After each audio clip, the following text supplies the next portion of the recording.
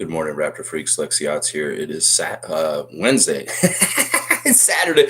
It's Wednesday. It's hump day. It's Wednesday. And we're playing the Sacramento Kings today here in Toronto at Scotiabank Arena. Of course, yesterday was the coach's open house and very early morning and very active day for the Raptor Freak family. Very fun. But yeah, let's get right into the preview for today's game against Sacramento. Of course, practice yesterday was oriented in a way to practice to play against the Sacramento Kings. So very, very interesting stuff there. So yeah, let's start off with the injuries for the Kings. They do have some injuries. We've been playing a lot of teams that have been extremely healthy lately. So there's been a little bit of a advantage for the teams we're playing with, where we've had a lot of people out and they haven't had hardly anybody out. Orlando in particular, for sure. All right, Kevin Huerter is out today. He'll be inactive for the game tonight. His shoulder is hurt. Sasa Venchikov, I believe he's a rookie, or he was last year. He's a European player that's came over at an older age and has played very well for them. He is out with his ankle. Actually, he's questionable. So he could play tonight, but he's questionable. And Trey Lyles, Canadian Trey Lyles, has been out for a while. He has an MCL sprain, and he's going to be reevaluated in a couple weeks. So, yeah, they're missing a couple people. Herder and Lyles for sure. Venchenkoff, we'll have to see later on today. Their lineup is as such with these guys missing. De'Aaron Fox, of course, the great point guard. Harrison Barnes at the forward. Keegan Murray and Domantas Sabonis. And I would guess probably maybe Malik Monk or Davion Mitchell will start in the place of Kevin Huerter. I'll bet you it's Malik Monk. They've also got Keon Ellis, Davion Mitchell, Alex Len, former Raptor, Chris Duarte, the Canadian, Kessler Edwards, JaVale McGee, Jordan Ford, Colby Jones, Jalen Slauson. Yeah, that's their team. They're good in their front starting lineup, but their bench it kind of gets in the further you go into it. So I don't know. This is the Kings. The Kings are a playoff team. They're 39-28, and their current win streak is kind of like this. What have they been doing lately? Let me see. They've won 3 out of their last 4. That's really the latest pattern. They lost the Knicks last Saturday, but they beat the Grizzlies in overtime on Monday. They've also beaten the Lakers and the Bucks in the last week or so. So they have some good quality wins against some decent teams. And then, of course, winning against the Grizzlies in overtime, taking care of business. Well, we'll have to see. In some ways, Sacramento, you can be our friend. You can be our friend. All right, on our side of things, the injuries are not changed much. The addition of Emmanuel Quickly yesterday for missing the game today due to personal reasons. So Emmanuel's already out for the game today. DJ Carton is out also with his ankle still. RJ has not returned to the team since the untimely passing of his sad tragedy of the passing of Nathan Barrett.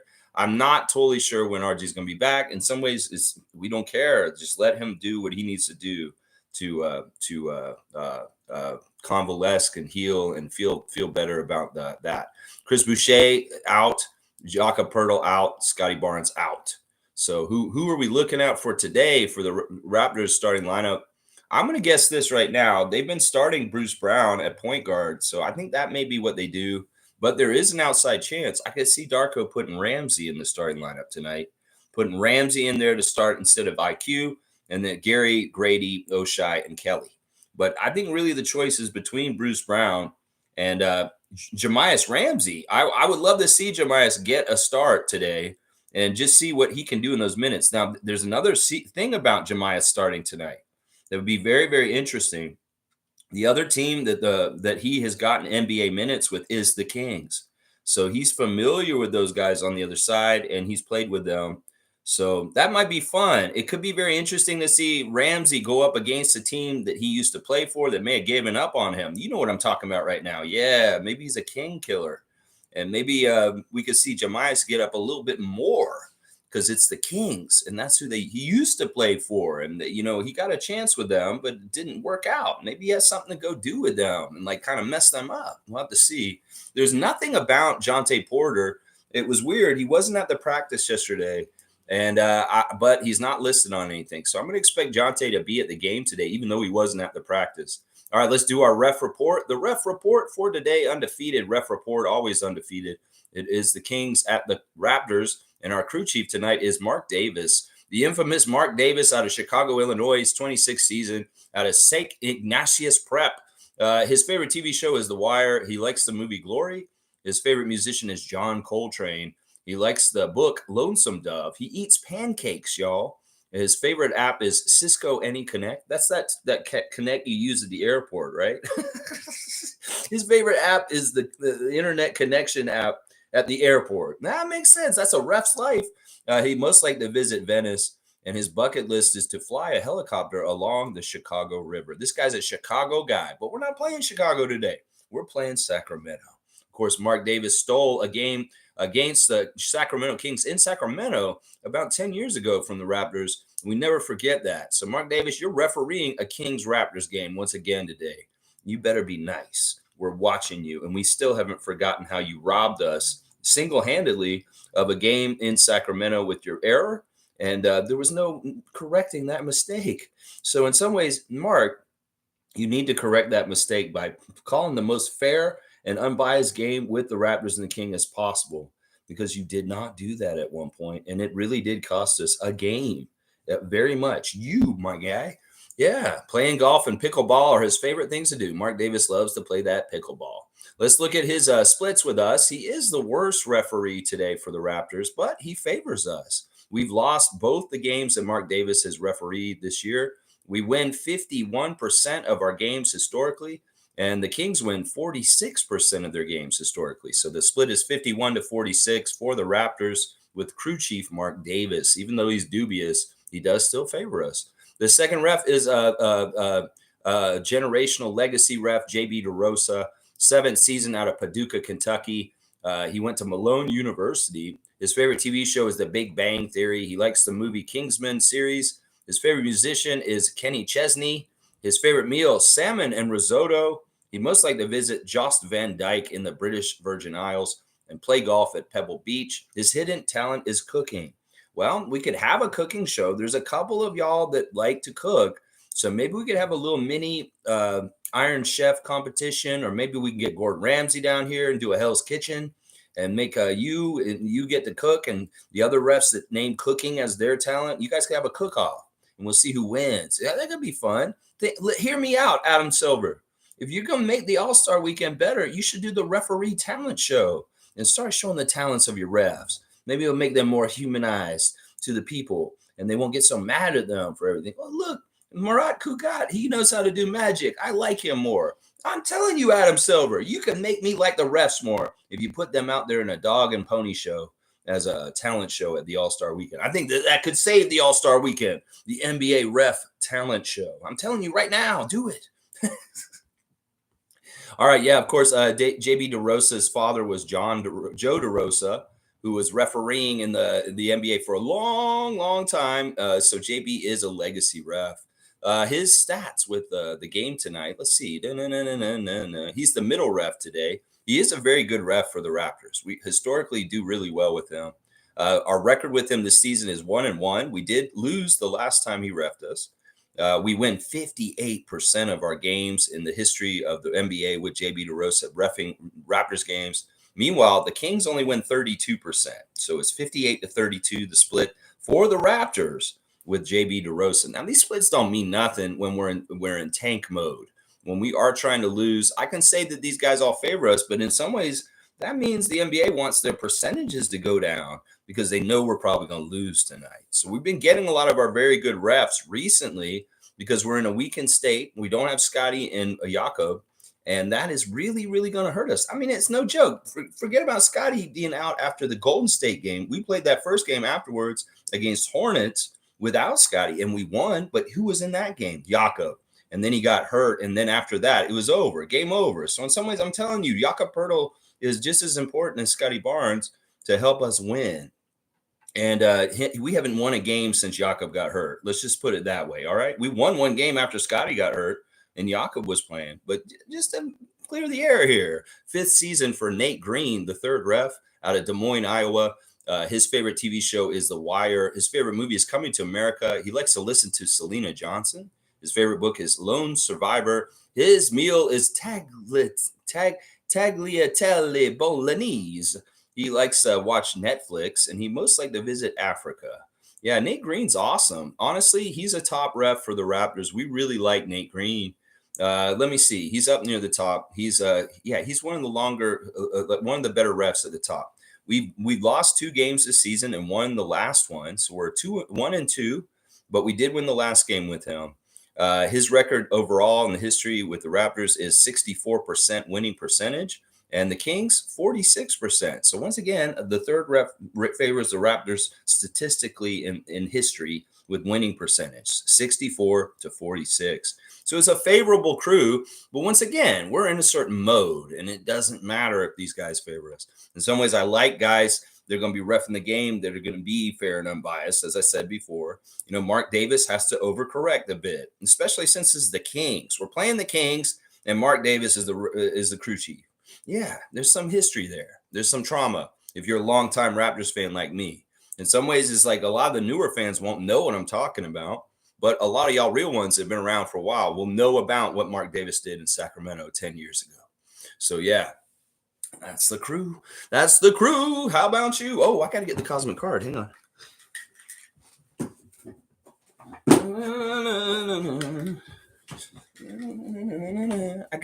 I was sleeping in a little bit, and I started a little late. I apologize, guys. All right, let's keep on going. Let's see what y'all are saying in the chat and do all the fun things we do. We have a birthday today. You guys want to start off with the birthday? Well, we were saying this to him the other day on Raptors Tonight, but it was a little early. It is actually Leo Routen's birthday today, guys. Happy birthday to Leo. I believe, let me see. I can tell y'all how old he is. He's actually 64 today, guys. Happy 64th birthday to Leo. Sorry if I'm busting your chops by letting everybody know how old you are, Leo.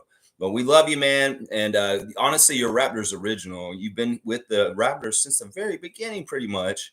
And honestly, when Matt Devlin says Leo Routen's Canadian basketball legend, he means it. He means it. You know, I was thinking about all the great Canadian players in the history of our basketball programs, like Steve Nash, Rowan Barrett Sr., Leo Routen, Sherman Hamilton. And, these guys are awesome. And, guys like SGA, Kelly Olynyk, RJ Barrett, they're in the same category. So we need to celebrate our great Canadian basketball heroes like Leo Routen's. He's a great teacher on the broadcast, of course, with his insight and his knowledge and teaching us the game all the time. But we got to remember him also for his actual career, also playing for the Sixers and a couple other teams for a brief time while he was still in the league. And then, of course, a very successful European career, pro career also. So, yeah, Leo, we love you. Happy birthday. And I hope that your day is absolutely fantastic. Hopefully you get some time outside with the dogs like you usually do. And I really do look forward to your words of wisdom on Twitter every day. Leo's always posting really good positive messages. And sometimes they're a good touchstone for me to kind of think about whatever he's espousing on in those messages. Because they can, just like Trevor Jay's words of wisdom, Leo Routen says words of wisdom on Twitter if you follow him. So, yeah, happy birthday, Leo. We love you. A real one, a real Raptors broadcaster, and somebody who really cares about the franchise for a long, long time. In fact, he had tough love for the Raptors early on. He had very tough love for the Raptors. Oh, my gosh, he skewered them. He skewered them, and it hurt my heart to hear Leo talk so bad about our guys, even though they were trying and they were expansion team. And they were wearing the purple dinosaur jerseys. Yeah, Isaac Campbell's first in today. Good to see the benevolent one. Isaac Campbell holding it down in the Ottawa region for the Raptor Freak family. Isaac, was good. W to your day, W to your week, and W's to the wage, peace, and love. There you go, Isaac. I love it, man. Sometimes I can get righteously angry about things. In some ways, it doesn't help anything. In some ways, it can eat you up inside. In some ways, I'm really balancing my rage in some ways. I've realized at times on this channel, I get crazy. Some of it's good for entertainment value, but some of it is unnecessary. And sometimes I watch my stream back and I'm like, why are you so upset, Lex? Why don't you chill out? What is wrong with you, man? Why are you so mad? Well, there's a lot to be mad about in society today, for sure. And in some ways, it's better for me to do it in a very clear and calm and concise way instead of a crazy yelling, belligerent way. So I'm trying to temper my my attitude and my output of the way I espouse to be a little bit more or less so rageful filled. So we'll see. I was telling people at the hangout yesterday, I'm gonna try and chill out a little bit. I feel like I went off on NYC Baller a little bit too fast the other day, and I'm not gonna have such a quick hair trigger. In some ways, that was a nice person, and I kind of, was an asshole to them right away, and I didn't need to do that. I need to be a little bit more humanitarian.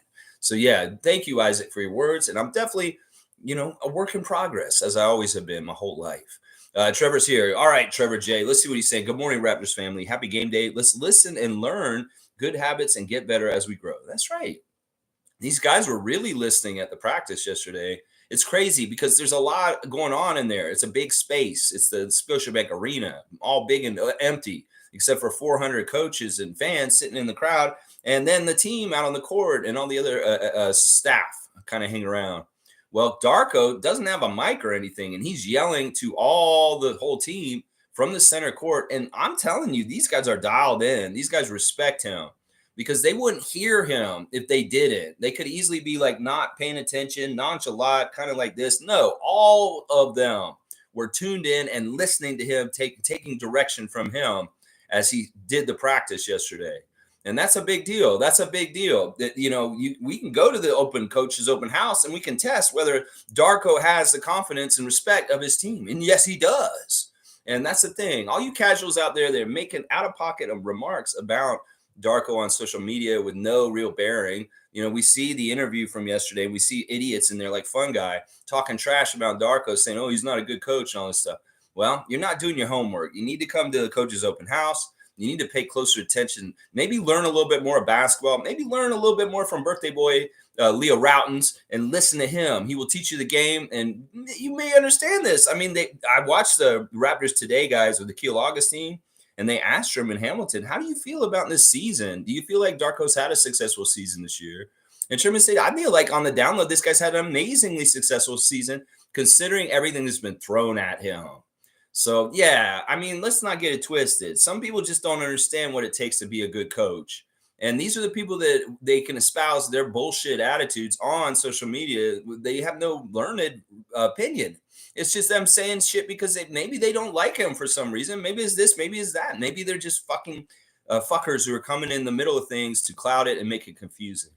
So, yeah, they want to try and get a train behind them. But people that'll be like, yeah, we hate him and let's go after him. Well, we're going to be the opposite. And we'll be there to stand between Darko and those people. That's right. That's right. And I know I invested the time yesterday, like these other Raptor freaks that went down there with me, to go see the truth about Darko.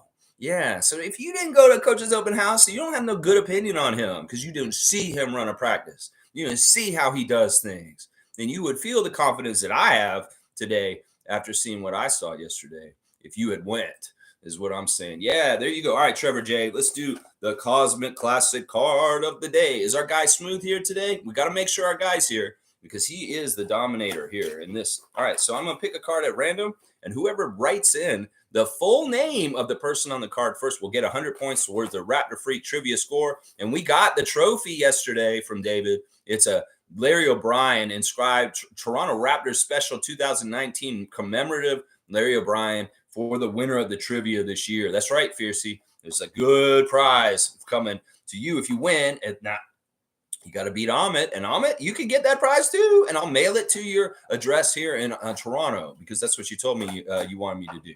I don't really want to send it somewhere else. Oh, wow. This is like 2 days in a row of this, guys. Last night, we had a very familiar face. Well, we got another one. So be quick on the draw. In fact, I would get your fingers on the keyboard and be ready to type it in if you want to get the points for this. It's 100 points. First one to write it in. And I only go by who writes it in first. That's the only way I can tell. If somebody's right after the person, you're not going to get it. It's the first person who gets it. So here we go. Be very fast, okay? I'm going to bring it up slow. Oh, that might give it away too much right there. That might be that he is a former Raptor.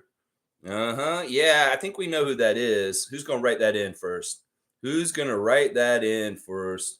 Oh, yeah, there you go. And even write the road. You know, this was important to write it correctly because there's two Mark Jacksons. There's the Mark with the C, who was a forward center for the Minnesota Timberwolves for a while, Mark Jackson. And this is the right Mark Jackson. Good job, smooth, undefeated. Undefeated. What, Nako? You thought that was Surge? Fiercely got it too. She was in there. I gotta give her credit. Yeah, there's Mark Jackson on the Clippers. I believe that's after he was on the. I don't remember. Maybe that's not after he was on the Raptors. The back of the card's pretty funky. Looks like a Cheetos bag. Yeah, get some Cheetos, Chester Cheetah. Oh, Cheetos, cheesy. It's not easy being cheesy. Yeah, it looks like a Cheetos bag, doesn't it? But yeah, there's Mark Jackson card. Now, all the Cosmic Classic cards of the day are available at Raptor Freak meet and greets. I'll bring them, and y'all can take the ones you want.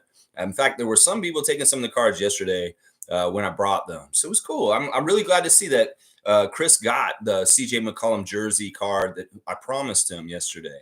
And that's awesome. And especially since Chris is going to Korea now to start a teaching career over there very shortly. So seeing Chris at the Raptor Freak family meet and greet yesterday was fantastic because I hope he can get to another one soon. If he's going to be moving to Asia, though, we may not see him for a little bit. So yeah, let's see what you guys are saying. Jill is here. Good to see Miss Moody, Miss Moody, Miss Moody.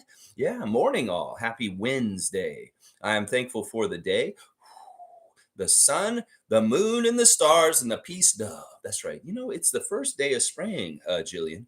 It is the spring equinox. But look at what's going on outside on the roofs and the floor of the ground in Toronto right now. We got a white blanket of snow, a little bit of a big snowstorm yesterday during the whole day yesterday. Well, it's weird. We had spring like for a month, and now the first day of spring, it looks like winter. Oh, climate change. You're so weird. Yeah, but good to see you, Jill. Chris is saying going to be a good test of the team. At least it's not a road game. Yeah, I'm glad the guys are back right now. You know, we have a lot of home games to finish the season. There'll be a lot of home games going out, which is kind of good. Actually, looking at our schedule, it's so inconvenient that we have the injuries to Yak and Scotty right now because we really are getting the easiest, the absolute easiest part of our schedule in some ways right now. We're getting a good mix of home games, and the road trips for the rest of the season are really easy. In fact, we end the season in Miami with a 2-game series. At the beginning of the season, I was like really not looking forward to those 2 games if we were in playoff contention because I looked at the schedule and was like, oh, this is convenient. The NBA's put us in Miami for a whole weekend for 2 games spread out. So the guys will be in South Beach right at the end of the season. Well, we're not in contention for the playoffs, so it don't matter. So now I'm like, haha, NBA, you're putting our guys in nice sunny Miami right at the end of the season so they can leave the season with style and be down there. So in some ways, I'm like, fooled you. We're so in trouble that, you know what? I don't mind having a 2-game series with Miami right at the end of the year. But yeah, there's a lot of home games. There's some games that are easy. I keep saying, this is what I was saying yesterday. There's 4 games that I feel like the easiest they're going to be able to win on the way out right now. 2 of them are against Washington and 2 of them are against Brooklyn. The rest of them, they're tougher games. All of them is what I'm going to say. Now, we can beat the Washington Wizards, right? I think we can. So there's 2 Washington Wizards games. Now, the first one is on Saturday. After we play SGA and the Thunder here in Scotiabank, we have to travel to Washington for Saturday to play the Wizards on the second night of a back-to-back on a travel. So in some ways, we could lose the Wizards on Saturday just because it's the second night of a back-to-back on a travel back-to-back. So, but we will get the Wizards again here in Toronto before the end of the season. And we will play the Brooklyn Nets 2 more times before the end of the season. Those are the only games that I feel really comfortable about us winning for like having a good chance. The other ones like tonight, Oklahoma City, we're going to play Philadelphia again, still New York. I don't honestly, in some ways, it's like, it is what it is. If you guys want to go and do something for pride and you just want to practice trying to get there and you do mess around and win, hey, I'm okay with it. But man, right now, in some ways, losing is very much our best interest. Really, really is. Because we want the percentage points to go up for us to be in the top 6 of the draft. And that way, that pick does not go to them. See, this is the thing. It's too close and too high. And it helps San Antonio if we don't get in the top 6. Now, next year, if we're a better team, and that draft pick will be in the teens. And it won't be so high up. And we can give it to the Spurs. So we need to be bad this year. So, and next year we need to be very good. And then hopefully we'll give the Spurs the pick next year and it'll be in the teens and not like a 7, 8, or ninth pick, which could be disastrous in some ways. But in some ways, I don't care. Other people can make it a mountain out of a molehill, but it's just NBA business, and this kind of stuff goes on. Everybody thinks you're losing something or winning something. Bullshit. That's all fabricated in your mind. It's just the NBA, and business gets done. And this was part of the deal we worked out with Popovich and the Spurs. We just have to see how it all falls out. And in some ways, whatever the outcome is, it's not a loss for the Raptors. But the spin doctors out there will be spinning it every which way to say that it's a loss for Raptors. Motherfuckers, y'all are so stupid. We got Jakob for 4 years on 80 million. That's fucking amazing. Y'all are idiots. You don't see how much we're losing without him? We need him. And that deal, I make it every day of the week in my sleep 3 times a day if it's put in front of me. Everybody who doubts the Jakob Poeltl deal, you're dumbasses. We got a starting center, and you see how integral he is. So it's just my opinion on it right there. Yeah, Cowboys here. Good morning, Lex and Rapper Freaks. Bap, bap, bap. Always good to see Canadian Cowboy Bradley in person at the coach's open house yesterday. Bradley, you're awesome, man. I love you, guy. And yeah, it was a lot of fun to see Bradley and everybody and have lunch and enjoy ourselves afterwards. So such a good time. Such a good time. Fiercey saying, good morning, fam, and happy Wednesday, a.k.a. Wednesday. That's right, Fiercey. Trivia champion leader right now with a 100-point lead over Amit because of the classic car of the day.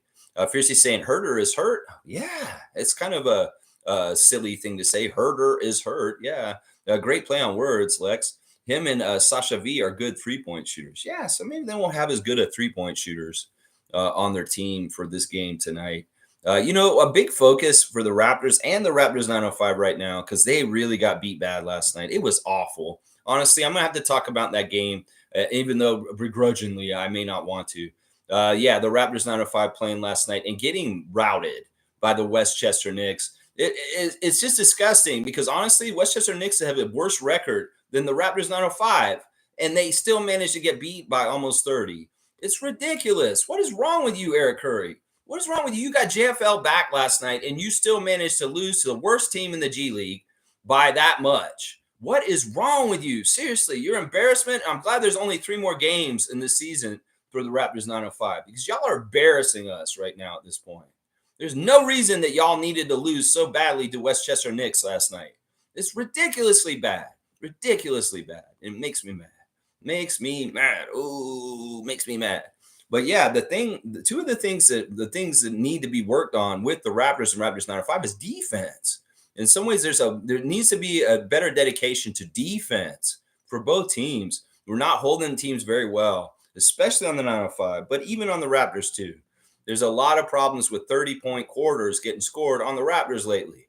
So we really need to key on defense. In fact, tonight, playing the Kings, if we can hold them to lower scoring outputs, that'd be fantastic. Now, if you guys want to, we could do the score prediction thing again. That's up to you. In some ways, if you want to make it a regular thing, we could do it. But in some ways, I won't do it unless you guys bring it up. So that may be the secret thing. It's like if you want to do a score prediction game for a game on game day when we do a preview, you start it. Somebody can start it in there if they want to do it. If nobody does it, I won't do it. But if you guys want to do it again, because it was kind of fun to see, we could do it again. So it's up to you guys. We'll see. And I'll make my prediction when I see that you guys are wanting to do it. Let's see. Sasha and Herder being out is not bad for us. They are 2 of their better three-point shooters. Cool Cat's here. Good morning, Raptor Free Crew. Good morning to you, Cool Cat. Coach Cool Cat is in the house. Excited to hear about the session yesterday. I hope it was fun. Yeah, I did a reaction stream to it last night for about 45 minutes, Cool Cat. I'll talk more about it now. I mean, if there's anything you want to talk about with it, but I've really kind of gone over what happened yesterday on that stream last night. But, there may be things that pop into my head that I remember about it that I may want to talk about it now. We'll see. Nako's saying it's Sabonis and Fox you got to worry about. I think the Kings are better than the Warriors and the Lakers. Yeah, no, I'll agree with that, Gerald. I will agree with that. That's a good opinion right there because the Warriors and the Lakers are similar. They got these old guys that are going to be retiring at some point in the next couple of years, and a bunch of young guys. In some ways, the young guys and the old guys, there's culture clash. In some ways, the culture clash of the Raptors last year maybe is kind of going on with the Warriors and the Lakers on the down low. You got LeBron and older players, and then you got these younger guys, and something's just not meshing right. No, I think the Kings are a better team overall. There may be better talent on those other teams, but I don't think they're a better team than the Kings. And it's been evidenced in their output and their results in the postseason at different times. I mean, people are going to argue the Warriors this, the Warriors that. I don't give a fuck. In some ways, y'all have problems. And the Lakers, yeah, you guys are fakers too. Lakers, fakers. Warriors, Yeah, Kings, let's go. Let's go. I'm totally behind the Kings. In some ways, let's help them out and let them win. We'll lose tonight. Help the Kings in the Western Conference playoff race. And yeah, it's not we're going to roll over. We're going to give you guys a good effort, and you need to earn it. But in some ways, if y'all could win, that would be great. Sacramento, that would be great. That'd be great. Light that beam, motherfuckers. That's right. Kareem's here. Good to see Kareem Thomas, dunk champion of 2023. He's already on his way to be the dunk champion of 2024. Judging by yesterday's stream profile picture, looks like we have the new 905 coaching staff. Sorry, I missed out on the event. Definitely will be there next time for the meet and greet. Oh, yeah, I know the picture wasn't exactly the best, but if you can see in that picture, there's a lot of us in that picture. We got MSJ, Canadian, Cowboy, David Saborin, Morgan, Stevie Roots and his friend Lori, Evelyn, Monique, Adriana, myself. NBA Quick Takes is in that picture, and so is Tristan. Tristan was there also. So we had a good group. Oh my gosh, that's the whole group of most of us that was there. I don't think there was anybody else there. We tried to get everybody that was from this channel in that one picture, and it's too bad the light wasn't exactly right. It is what it is. There was a better place to take it, and we saw it afterwards. But whatever. It's kind of fun. In some ways, we're a little incognito in that picture. You can't totally make us out, but you can if you know us, which is kind of cool. Yeah, but next time, we did miss you yesterday, Kareem. I remember you had said you were going to try and come down, but I also understand that Tuesday early morning start is really hard for people. And, in some ways, it wasn't the best, like Coach's Open House for the time it was. It was awesome. It was amazing, but it was not a convenient time to have it. That's for sure. Let's see. Fiercely saying, shoot, IQ's missing. Send him positive vibes. I'm wondering because it's the personal reason. If he's going to support RJ, like I have no idea what the plans are with funeral arrangements or anything like that that's going on. But it could very well be that IQ is going to be with RJ to be with him, just to be there as a friend. I don't know. I'm speculating. And in some ways I shouldn't speculate or just make shit up just off the top of my head. But you can kind of Windurst this and be like, okay, personal reasons. What's a personal reason right now? Well, he's best friends with RJ and RJ's hurting. Maybe he needs to go be with RJ a little bit. I don't know. Whatever it is, we wish them really well. IQ was in a good mood yesterday at practice. He wasn't hurt. And he was yelling at one point. He's quirky. I'm starting to really love IQ's quirks. Like he does that meditation before the game now, like where he just sits there. And I saw before the Magic game the other day, he was doing that, and the Magic players were kind of snickering at him. Like, what is he doing over there? But I like this whole kind of like he's getting his energy right. He's doing chi work is what he's doing. He's meditating. He's clearing his mind. He's getting his chi and his energy right through his body. And then you see how he does his little skip jumps and stuff when he comes in to get ready to get his energy up. Whatever you're doing, Emmanuel, keep doing it. It's working. And yeah, it was fun to see you at the practice, how much energy you brought to practice, how much enthusiasm you have with the young women's U of T women's basketball team, and just really cool enthusiasm around on the court. And IQ, man, I hope you're a Raptor for a long, long time, my guy. I really, really do. Let's see. Trevor's saying former Chicago Bull first-round pick Denzel Valentine signs with a team in Italy. Okay, this is not news, Trevor. This is not news. This is like really not news. Nako saying, I think RJ's back next season, understandably so. Well, let's not speculate on this. In some ways, look, you get to the point where it's like this, where it's kind of like, listen, he may need the escape of basketball. Dinners with DeMar came out the third episode this week with Dame Lillard. And there's a reoccurring theme going on with the Draymond episode, the Dwayne Wade episode, and now the Damian Lillard episode that dropped last night. The theme is basically this. I work a lot of my issues out on the basketball court. So I would think that in some ways, yeah, he may not want to do this stuff right now initially, but it may be healthy for him to go back and work some of his emotion out by playing. It's completely solely up to him, and that's what the team has said. That's what Darko's all about, and it should be that way. And in some ways, I'm not going to judge him for how long he takes. If he takes the whole rest of the season, I won't judge him for that. But I think in some ways, it may not be good for his mental health to take the whole end of the season off. I don't know. They're going to handle it the best because they know from the inside the best, RJ and his family. And, I think in some ways it may be good for him to come back because it may be a good distraction to get more life back to normal kind of things. So we'll see where that balance is between mourning his brother and wanting time to really have time with his family and, come together and, grieve. And when he's ready to like come back out there and be like, yeah, I need to get my mind off this. I'm coming back because I need to get my mind on other things. Because I could see that. I could very much see that right now. Because that's what Dame Lillard, Draymond Green, Dwayne Wade, DeMar DeRozan all said. They work their emotions out on the court. They get their angst out by playing basketball. So in some ways, I want to see. We'll see what happens with that. Whatever it is, it's up to RJ completely. And I'm not judging him in any kind of way. I know I was harsh on Fred last year for taking so many games off when Layla was born. But in some ways, it was like I didn't know that Fred had lost a family member also that weekend. And that in some ways, I feel bad about that. Because I was like, oh man, why do you need 3 days off for 3 games off for the birth of your child? Usually people only take 1 game off, but I didn't realize he was dealing with the death of a family member also. And Fred had gotten very philosophical around that time, saying, yeah, that's the cycle of life, a birth and a death. And that's just how it is. So I'm going to really, really be as sensitive as possible in this absence for RJ Barrett right now, for sure, on this channel. Cool Cat saying, I hope RJ takes the rest of the season off to deal with the tragedy and get enough time so he prepares for Team Canada this summer. Yeah, in some ways, he's going to help us win if he comes back. So it may not be in our best interest for him to come back. And it's in some ways, I hate to say it, it's good that he's not hurt and he's out like Scotty and Jakob. Another thing I was thinking about, though, with Scotty and Jakob is that what they hurt themselves with is not really the kind of injuries that are going to affect them long term in any kind of way. We need to be grateful and thankful for that and say, you know what? I'm glad it's just a hand injury for both those guys because everybody comes back from those and there's really no issues from hand injuries long term.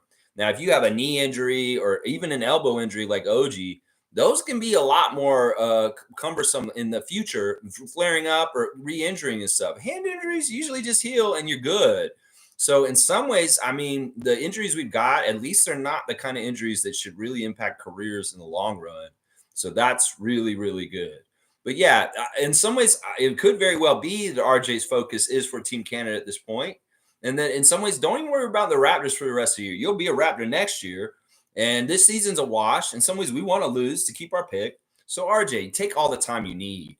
And if you want to start focusing on Team Canada, like Cool Cat's saying, I'm with that too. Because we know you're going there. We know you're going to be ready for that. And we know you're going to want to go there and work some things out on those opponents. I feel like our group is awesome, but they're already calling our group in the Olympics the group of death. And I think it's because of us. I read all the copy from the U.S. reporters about where the U.S. team got in the groups, the 3 groups for Paris Olympics and men's basketball. And they're like kind of really happy they're not in Group A with us, with Australia and Canada. And I love that. We're the group of death, apparently. And I think it's because of SGA and us. SGA very, very publicly saying, we don't give a shit who's in our group. We're going to beat them. We're not afraid of anyone. This dude's a real one, and he's coming. And if he's going to be the reigning MVP of the NBA going to Paris for the Olympics, ooh, this guy's going to have some crazy riz on the court. And I'm going to be all about Shai Gilgeous-Alexander taking over the international basketball world in Paris with Team Canada. That's right. Let's go, Canada, our home and native land, to Paris Olympics and beat all the people we can. Yeah. That's right. That's right. Fiercey saying, Lex, I was going to ask why Ramsey would be starting instead of JFL, but you answered. He may go off against his old team like Delano. Well, the other thing is JFL is not as big as Ramsey. In some ways, they're very different flavors. Ramsey's a very good defender.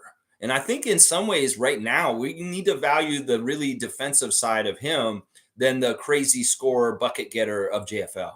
And part of it is like, look, they sent JFL to play for 905 last night. And that was a sign. JFL had not played for the 905 since February, like somewhere in the middle of February, or even I think maybe the end of January. So he hadn't been there for like a month. So it was interesting to see him come back. He had a fantastic game. In fact, he is my star of the game last night for the Raptors game, Raptors 905 game. Let me just do that real quick before I forget. Javon Freeman Liberty, the star of the game against the Westchester Knicks and the route that they took. He shot really well, 10 of 13 for JFL, 5 of 7 from 3, 2 of 3 from free throw, 5 rebounds, 4 assists, 29 points in 25 minutes. That's amazing scoring considering everything. 29 points in 25 minutes? Yeah, he filled it up. So JFL looked good, even though everybody else in the team didn't look good. Mohamedou Gay was the second star, 7 of 9 from the field, 17 points.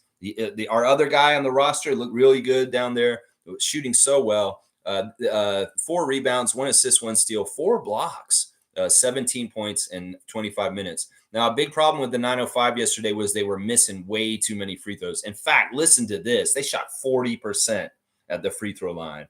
And this is the thing. It's egregiously bad there because the free throws don't just count 1 point. When you miss a free throw down there, you're taking 2 points away from you.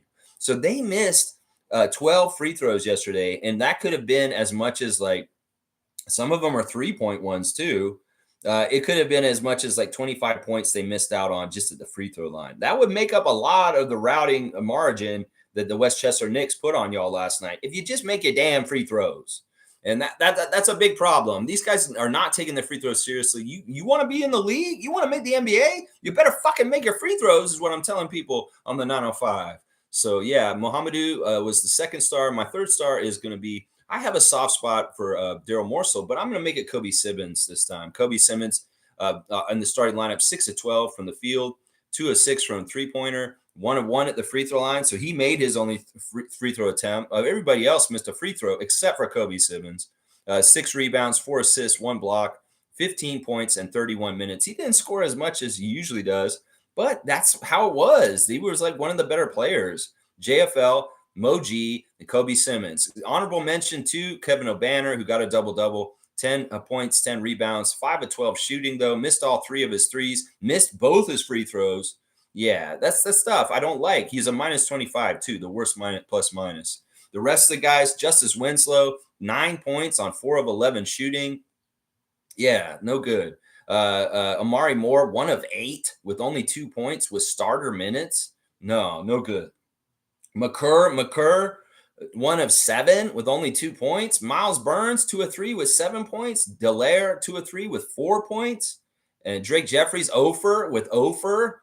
Daryl Morcell, 3 for 7 with 11 points. Yeah, just a really game by 905 last night against Westchester. As I said, they only have 3 more games left. We'll be done with them by the end of March. When the calendar flips to April, well, 905 ain't playing no more. It's over, Vince Carter. It's over. That's right. There you go. All right, Dana's saying, good morning, everyone. Let's just have a great game, win or lose. Let's go Raptors. There you go, Canadian Dana. She'll have her salute for tomorrow. Nobody to salute yet. She's got to figure it out. That's right. Jillian likes that. One of the refs likes the book, The Lonesome Dove. Yeah, that was a mini series back in the day, right? They made a TV mini series. I remember when I was a kid, it was very acclaimed. The Lonesome Dove series. Who was that again? Mark Davis likes Lonesome Dove. Yeah, that makes sense. Lonesome Dove is very much like a cowboy book or movie, right? Isn't it? It's a cowboy kind of thing. In some ways, Mark Davis may be a little bit like Bruce Brown. You know, I seen an interview with Bruce Brown recently talking about his love of country music. It's not like something he's had his whole life. It really came around like in recent years. It's kind of weird. He's talking about how he's a hip hop guy and he listened to hip hop mostly, but somehow he got dragged to a Luke Combs concert once and he fell enchanted love with the vibes of modern country music. And it changed his style. He started dressing like a farmer and he started listening to way more country music. And he just loves the vibe and the mentality and the idea. And he's just taking it upon himself to be in that country vibe. Well, you go, Bruce Brown, with your country style. And yeah, I ain't hating on it. You do your thing, man. I like that you're a little bit different. In some ways, you're a very different Raptor than ones we've had in the past. I don't know how many guys have been like you coming into the game looking like they're about to go out in the fields and do some hard work. So yeah, go on hard working, Bruce Brown Jr. You go on with your country self. That's right. That's right. Yeah. Cool Cat saying I have friends in town this weekend, and that there's a home game this Friday. I fear going because my soul prefers to experience the losses at home, but they want to experience a live game. She doesn't want to go. You know what? You need to go, Cool Cat. If your friends are in town and they want to have an experience of going to a Raptors game, you can't rob them of that. You have been tough and went to many losses this year, Cool Cat. So don't get upset about this. In fact, be happy you're going to go see our guy SGA. That's a fantastic game to go to see Lou Dort, SGA, and the Raptors playing on Friday night against the Thunder. So I would highly recommend you go, Cool Cat. Toughen up. Just go down there. You've gone through a lot of misery being down in the arena, just like me, just like Mo. We've been to a lot of games this year that have been L's. Yeah, I've only been to one game this season that was a win, and it was the Fred VanVleet Houston Rockets return game where we beat the Rockets in February. But every single other game I went to this season, out of the 7 games I've gone to, were all L's. Actually, the preseason, I did go to a couple wins in the preseason. And they should count in it, but they don't. But yeah, I went to 2 games in the preseason we won, and then the 1 game against Houston, and that's it. Everything else has been a loss. Every single game I've gone to. Cool Cat, go. We took Tom Duke to the games, even though we lost. Every time we went to Tom, it doesn't matter. You got to take your friends so they can have that experience. Don't be selfish. Take the pain for them, Cool Cat. I love you. Do it. Let's see. Fiercely saying, agree with Nako. The Kings are good. Malik Monk off the bench is also money for them. Yeah, he's a very interesting player. He's very fiery, very athletic, and very underrated in this league. In some ways, Malik Monk is somebody people don't talk enough about. I'm serious. And in some ways, it's because he doesn't even start for a team like the Kings. So it's like if they're not going to give any shine to De'Aaron Fox or Domantas Sabonis, well, hell, they ain't going to even pay attention to Malik Monk, are they? No, they're not. No, they're not. They will not. Fiercely saying, Lex, you mentioned yesterday Chris is heading to Korea. Which Chris is that? MSJ. Yeah, it's MSJ. He got a teaching job, he found out. And he announced to us yesterday at the meet and greet that he's going to be leaving the country and going to Korea to live there soon. So yeah, it was very great, exciting news. We're really happy for Chris, but also at the same time, it's a little sad because he's come to a few of our meet and greets in the last couple of years, and he's been a very fun person to have at them. So in some ways, that's but also it's like awesome, Chris. I'm glad you're getting something cool to look forward to and a new experience and a new adventure. Because that's really what this is going to be. And I know it's going to be fantastic for you. Like I said, I had a friend from high school that went that route and went over there, and he's been there for decades now. And it's been really good change for him in his life and his freedom and being able to be who he wants to be as a person. And just like, hey, so I think it's a fantastic move for Chris. Yeah, Chris is saying that how we stop Sabonis is beyond me. And it's me to Korea. That's right. MSJ's going to Korea. That's right. How we stop Sabonis? Well, we got Kelly. And Kelly may be the best chance to try and stop Sabonis. Maybe Wara could be a little physical with him. Maybe Porter, Jonte Porter, if he is going to be playing. It'd be nice if we had Jakob to fight with him. I mean, that's what I keep saying to people. We need Jakob just to take the big on the other side and negate them and to neutralize them and maybe even dominate himself going the other way against the other team. That's part of the thing that we've loved about Jakob is sometimes we're the bigger team and he absolutely dominates them and makes them too small. So, man, I can fight for my guys, Jakob Poeltl and Darko Rajakovic every single day from the detractors and the idiots that talk shit about them. There's some idiot on Twitter who's saying like, okay, whose fault it is this year? It's either Darko's or the front office. Why do you have to fucking play the blame game? Why can't you just say, oh, it's Scotty's broken hands fault? I mean, seriously, what the fuck? This is such leaf culture bullshit where they come around when there's losing. They're like, all right, who would he blame? Who do we blame? We need to put a bullseye on someone and they need to be fired. Y'all, you didn't do that with your fucking hockey franchise, Leaf Nation. But we don't do this in the Raptors Nation. We don't give up on guys so quickly. We don't throw them out like trash every week. No. Now we're invested in Darko. Darko's the right one. And like he was saying yesterday, he has a vision for 3, 4, 5 years from now. And don't be fucking saying, oh, he's not going to make it. No, this guy's going to make it. He's going to be successful, and he will be our coach for a long time. And y'all need to get used to it. Everybody who's not a real big fan of Darko's, well, you're going to be eventually. Watch. I'll predict that right now. You will be a fan of his in the end. Watch. That's right. Trevor's saying we can't always change the music that life plays for us, but we can still choose how we dance to it today. Yeah, I like that. That's fun. Yeah, put on whatever music, Bruce Brown. You're gonna put on some Luke Combs and some Taylor Swift. I don't care. Put it on. Scotty's vibing. Scotty's vibing to it in the corner. Grady's getting down. He's got a little Texas two-step to it. Yeah, whatever what music you're gonna put on in the locker room, we're gonna get down to it. Bruce Brown with your country. Yeah, yeah, we get down to it. That's right. Lindsey Dunn said, I've never heard country in the Raptors locker room. What is this? What is this country music in here right now? That's crazy. Jill saying, are you going to teach English? I believe that's true. I think that he even said that they want him to teach basketball when he gets over there. That he'll be going to a school teaching, and that he was going to also be a basketball coach for over there for them too. So that's pretty cool. It's very, out of our whole group, Chris has a lot of coaching experience. And it was really awesome to hear him and David kind of watch the practice. I was listening to y'all vicariously a little bit and hear what you guys were commenting, even though I wasn't involved. I know I was overhearing you, but it was kind of cool to hear you guys break down the practice while it was going on and what you guys were looking at and all that kind of stuff. In fact, I heard you at one point, Chris, say yesterday that, I'm going to be looking for this in the game tomorrow night. And so I'm sure Chris is looking for some of the things they did in practice yesterday that he took note of to see them make the adjustments and put it on the court tonight against the Kings. So, yeah, it's awesome. I'm so glad a coach like Chris came to the coach's open house last night. That's right. Yeah. Fiercely saying, funny how casuals conveniently omit Jakob's importance and not even bother noticing the losses aligned with his absence. We need Big Yak. This is so true. This is like the two different periods of time this season when Yak has not been available. We lose miserably. We have like a 20% winning percentage. It's something crazy. There may be only like 1 or 2 games this year we did win when he wasn't there. There's not a lot of games this year we have won that Jakob was not in the lineup. And this is absolutely true. Absolutely true. Chris is saying it has to do with developing an English program. Yes. Yeah. I mean, this is normally like the main reason why English teachers or English people go to Korea is for teaching jobs. And this is normal. And this is going to be a fantastic chapter for Chris. I think that this is going to be amazing. I'm looking forward to staying in touch with him through the channel and hearing more about his journey in the years to come and all the great things and interesting things are going to happen with him. I'm really, really excited to hear. Let's see. Yeah, Jill's saying great luck. Enjoy. Yeah, it's going to be good. Fiercely saying, nice, Chris. Just don't miss the streams. Well, we were figuring out what time he's going to be watching me, and it's going to be like in the evening. It's going to flip his day. He's really appreciative of, having me to listen to in the morning with the coffee. And well, it's going to be the nightcap soon. It's going to be the nightcap soon. Yeah, this is cool.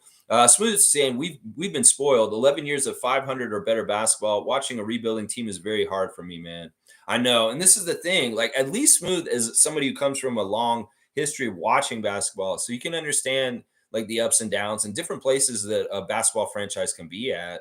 Some of the people that are more recent have no idea. And they really, really don't have realistic tethering to realism and what's going on and stuff. And it's sad. It's too bad. I mean, wisdom can only be gained through experience. I could teach y'all and tell y'all things, youngsters, but until you go through it, you won't really totally understand why us old heads are saying chill out right now. Because it really is what Masai said. We got to be patient. We got to be patient. And honestly, I'm always trying to find the route off of the losing interstate, off the exit, off the ramp, off that 401 of losing. And you know what? I see another exit ramp coming up. And it has to do with keeping our draft pick at top 5 pick, hopefully, or top 6 pick. And think about if we get a talent level similar to Scotty's, maybe not as outstanding as Scotty, but somebody who's very high level talent, and we add them as a high draft pick this year from this draft into the mix with what we've already got. We don't need to add a whole lot new. We just need to get healthy and continue to ride the development wave of Scotty as he gets better and better. And I think that people will, a lot of people are going to say, well, this team's going to be just as bad next year. I don't believe them because, first of all, we'll have a new puzzle like we do now that fits better than having OG and Pascal and Scotty together because that didn't fit right. And we'll start the season with a better orientation going into it. Hopefully, we'll have a lot of good luck with all kinds of things. And we could very much be a winning team next year already. It's just that we're going to have luck. We're going to need Jakob out there. We're going to need Scotty out there. And we're going to need to continue to develop and continue to make good moves with the front office to get a really good team around Scotty, Jakob, RJ, and Emmanuel. So the future is still real bright. I got to wear my shades, and people need to realize that. It may be a little bit like frustrating getting losses night after night. Like tonight, I don't care if we lose to the Kings. Some people that are getting all bent out of shape already right now because they're, whoa, we're going to play the Kings tonight. If we lose, I'm going to be so mad. Well, that's you setting yourself up. In some ways, we need to realistically look at this and say, you know what? I don't think we got a good chance to win. And if we don't win, well, that's in our favor. And if you can rationalize things in that way, everything's fine. It's not that we're building a losing culture. It's just that it is in our best favor currently, right this second, to lose to the Kings tonight. It's absolutely true. And in some ways, we win by losing, is what I'm going to say. It's not that we're building a losing culture. We are damn for sure not. I saw that practice yesterday, winning culture all around it. It's just that right now, as Paul Jones said, it's just the damn truth. If you don't have the talent, it doesn't add up to winning. And that's what's happening right now. We just don't have the talent to match people and give them a good shot and compete to win. With no Scotty, we just don't have that talent. No Jakob, we don't have the defense. So it's like we're fighting with one hand tied behind our back. Actually, Scott out is one hand tied behind our back. Jakob out, it's both hands are tied behind their back. And we're fighting like this, basically. And the other person has their because they've got Fox and Sabonis. Then meanwhile, we got no Barnes and no Pirtle. We're fighting with our hands tied behind our back, and we're just getting punched in the face. But we're still hanging in there. We're taking the licks, and we're not going down easy. I mean, that's what I would say. Chris is saying, I will let everyone know how it goes. The stream will now be at 10:30 p.m. for him. I'm not going anywhere in that way. That's awesome. I know, it may be that you're going to go there, and you may not get back to Canada very often, but when you do, we will definitely make sure we have a meet and greet just centered around you. You make the effort to come back and visit Ontario and be back in Toronto. Chris, we will have a Raptor Freak family welcome back party centered around you for sure. So you let us know if there's any chance down the road after you leave of coming back. We'll definitely get something together just for you. Jill saying, enjoy the Korean barbecue. Yeah, enjoy that Raptors barbecue too when it's healthy, when it's better than, because we don't have any of the barbecue right now. We have no flavor to our chips right now. Our Hostess chips are not barbecue right now. There's no Barnes, Barrett, or Quickly. These are plain chips. Plain chips we're eating right now. We want to get those spicy barbecue chips again. Well, no more spice. Sorry, spicy's in Indiana. Well, we got to get barbecue chips at least. And well, Barnes, Barrett, and Quickly are the barbecue. And we don't have it right now. We ain't got no flavor on our chips. No flavor right now. No, we don't. Fiercely saying, don't change, Lex. Your rants are epic. But if you do go loco, I will tell you. All right, yeah, keep me on the guardrails. I don't know. In some ways, I've been thinking a lot about, some of it was at the coaches' open house, talking about energy givers and energy takers. It's a big part of Jama's speech. In some ways, Nick talked about it at his coach's open house himself. Boy, was it ironic when he spoke about it, talking about how people are taking energy or giving energy to the team and how he wouldn't tolerate it if people are not giving energy to the team and if they're just sucking the energy. Well, look at your own self in the mirror, Nick Nurse. You were sucking the energy out of the team on the down low on that team with your confusion and weirdness. You can blame the assistant coaches. You can blame Earl Watson. You can do whatever the fuck you want. But honestly, it was your ship and you were the captain. And you know what? The energy was wrong behind the scenes and especially around the coaching staff. So you talking about being energy takers or energy givers, Nick, you were guilty of being an energy taker and not an energy giver in your last season of being the Raptors coach, which is too bad. Yeah, Cowboys got Darko on blast. Cowboy's a believer. Cowboy is a believer. He saw his own two eyes. He saw coach work in practice. He saw how coach talks to them. He saw how coach has control. He saw how coach is organized. He saw how coach is disciplined. Yeah, he believes in Darko because he saw it with his own damn two eyes in person at the Scotiabank Arena in an open practice that we got to see. A closed practice for an open house. That's right. Chris is saying, if things seem out of control, ask whose control is it out of? In terms of the news, you never had control of it to begin with, and you never will. No need to get upset. It's pointless, like voting. Now, see, I'm not as defeatist as this. I feel like this is very cynical. No, you're misconstruing what I'm saying. I get upset about people talking shit about the Raptors. I don't give a get. I can get righteously upset about fucking Ford and the bullshit he's doing as the premier of Ontario. I can get righteously upset about Galen Weston and Loblaws shrinkflation and robbing us all, like corporate fucking people robbing us. And in some ways, that's fine. I should get all mad and rage against that because it does need to be talked about. If we all just roll over and say, well, it is what it is, we can't control it, well, nothing's going to fucking change. So whining and crying about it is important because then people will fucking maybe talk about it more than put it out there. I get what you're saying, Chris, but I'm not as apathetic about things. I do feel like I can shape things and I can make a difference, even just a little. And that's why I do it. I was talking more about my righteous anger about people that come after Darko, or like I said, with the commenter that was in here that I kind of went off on too quickly.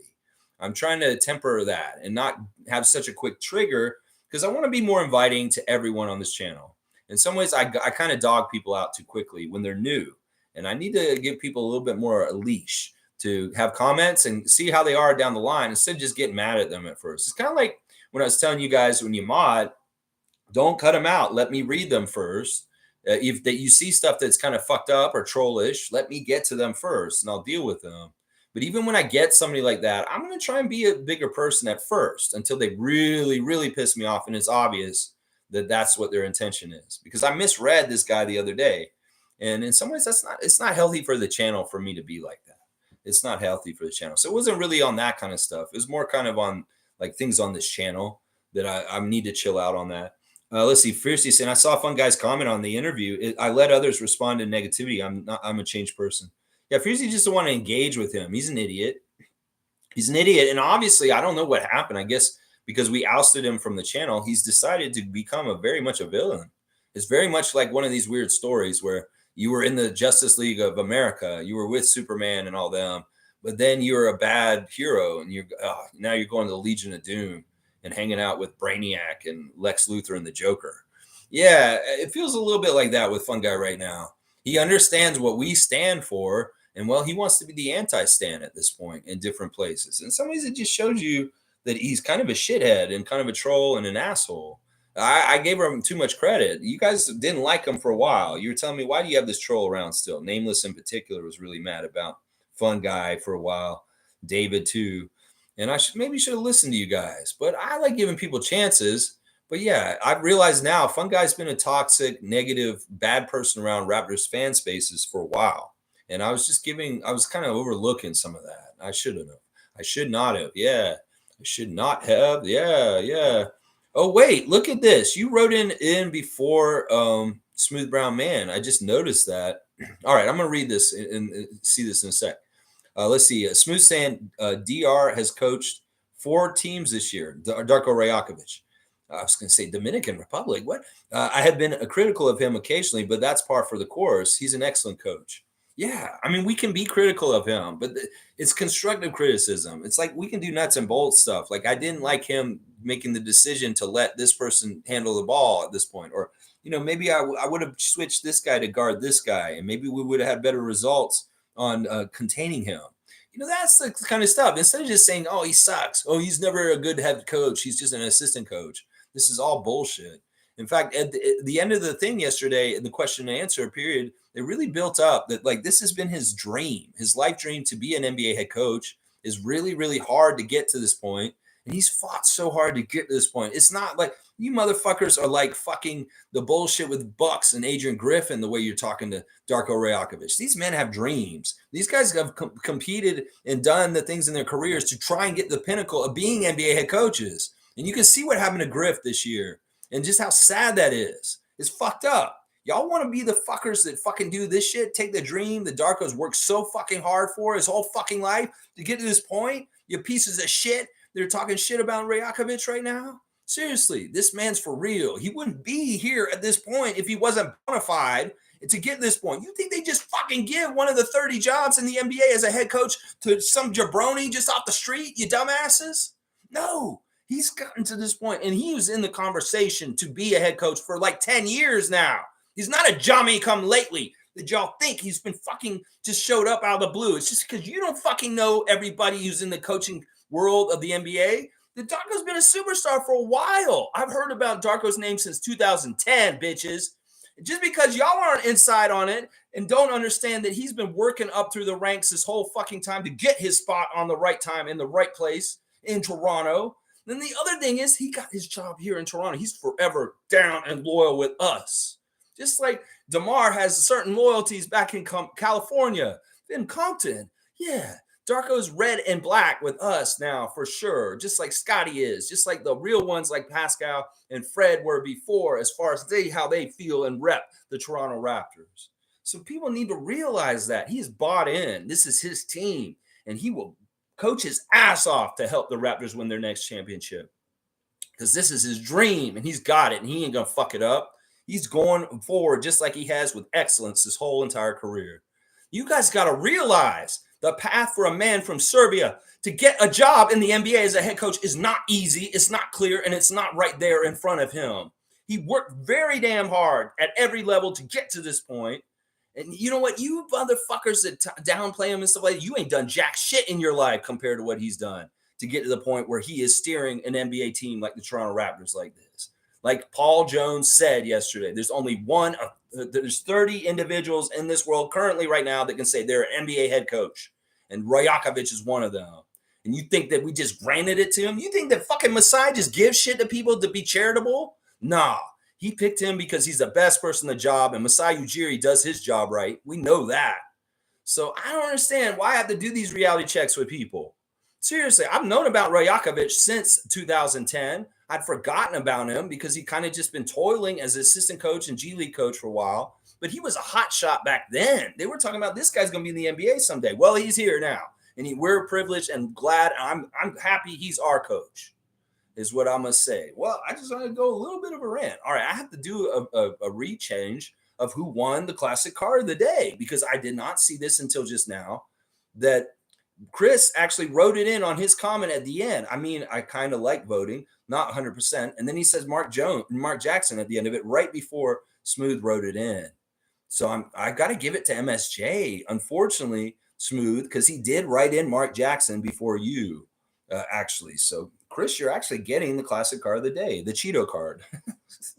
Unfortunately, right before it. And Fiercey was in there too. Yeah. You think Mark Jackson looked good, younger? You think he looks good? Hi, Fiercey. How are you? What's going on tonight? How are you doing? Yeah. All right. There you go. Chris is saying, hang on. Why'd that jump like that? What is wrong with this chat? Why are you not moving? There we go. All right, let me see. Chris is saying,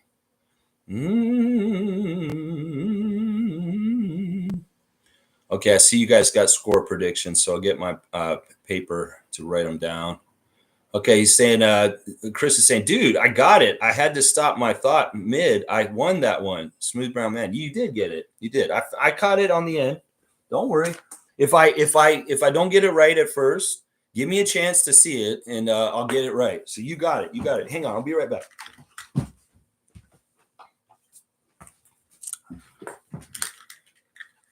I just wanted to get my book to write down my bookie book to write down the booking scores when we get to them. Let's see. Bryce is here. Let's see. Fiercely saying, I do see the resemblance with Serge. It's the goatee. That looks like Serge. What? No, come on. The goatee, maybe, and the hairstyle a little bit, maybe. Let's see. Bryce is here. Good morning, Lex and the Raptor Freaks. Good morning to you, Bryce. Hope you're doing good. It's college basketball March Madness coming up. Get your brackets filled. Smooth saying, is this Fiercey or MSJ? I got it before me. I think that MSJ got it. MSJ got it before you. Unfortunately, Smooth, you've been doing so good. But yeah, I'm going to give it to Chris today. Just got snow too out in Ottawa area. She's also over in Ottawa. Randolph's here. Good to see Randolph Phillips. Morning blessings, beloved Raptor Freaks, most informative gang on this game day. May I encourage you to get out there and discover and do God's will for your life and find contentment and love. Thank you, Randolph, for the blessings today. That's right. It's Wednesday. Let's get out there and do it the Raptor way. Raptorize your day like Nabatia would. And get out there and do good in your life. Well, whoever you come across and whatever you're doing, Just do it in a positive, nice, fantastic way, like Darko would. Have the enthusiasm and the sunshine brightness of Jama Malaya, and just come out there and do the right things and be a beacon of hope and happiness and joy for other people. Even if you just act goofy or make a funny joke or something, you can brighten somebody's day real quick. That's right. It's fun and it's good for you too. Jill saying Miami will be an awesome way to end the season. Yes. Yeah, it is what it is. In some ways, it's very much a weird scheduling thing that if the Raptors were going to be in the playoffs, it's really a red flag in some ways. I was very upset when I saw it at the beginning of the year, but at this point, it's not a big deal. It's fine. It's fine. But I was mad at the beginning of the season. I was a part of the season that I was like, yeah, they're fucking around with us. They fuck around with us at the beginning of the season with how hard it is, the IST bullshit, the crazy back-to-backs with a lot of the Eastern Conference teams on the second night of the back-to-backs. There's been a lot of bullshit with the schedule this year that has been fishy to me. And the two games at the end of the season against Miami in Miami are fishy as fuck, is what I'm saying. Yeah, very fishy. Fiercey saying, ooh, you're right, Smooth. I see Chris first, but sometimes Lex doesn't have the same order. It all depends on. Yeah, I see it. It is Chris first. It's just that he had it in part of a bigger comment. So I only looked for the little comments to get the answers, but then I saw it in the bigger comments. So he did get it. He did get it. Smooth saying the last time the Raptors were this bad, 2012. Incredible run, man. Incredible. I know. The fucking Leafs would wish they could have had a run like this. There's a lot of teams in this league that wish they had won like the Raptors have won under Ujiri in this whole entire time of Ujiri. That's the thing. That's the common thread right there, motherfuckers, is Masai Ujiri. He is the common thread this whole entire time of winning and excellence. And it's continued. It's just that, listen, people are wondering why like things are bad in recent years. Well, there's a pandemic. There's a very much a collective initiative by the NBA to hold us down. They didn't like the vision of a repeat of the Raptors champions. So first step, get Kawhi the fuck out of here. Second step, even though we're winning without Kawhi and proving that we probably could have repeated even without Leonard, a pandemic comes and destroys that year. I really do feel like if the momentum of the Raptors had not been taken away from the pandemic, and the time off, everybody's saying, "Oh, you did bad in the playoffs anyway in the bubble." Those weren't fucking playoffs. That was a sideshow piece of shit that was set up by the NBA to hand LeBron an easy trophy. There's the most trivial Mickey Mouse Disney championship, seriously, for real.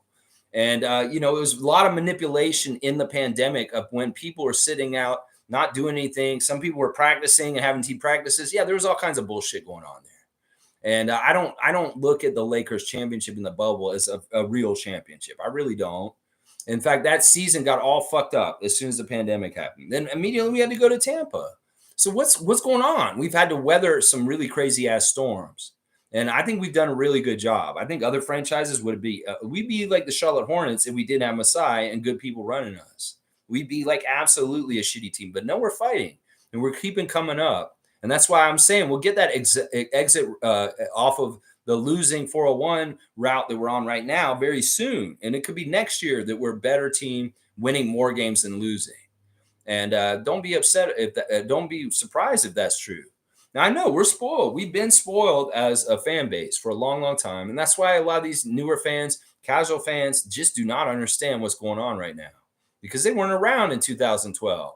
They weren't around in 2007. They weren't around in 1997. And that's the thing. They just don't know. They just don't know how bad it has been and how bad it can be. And they're just spoiled little shits.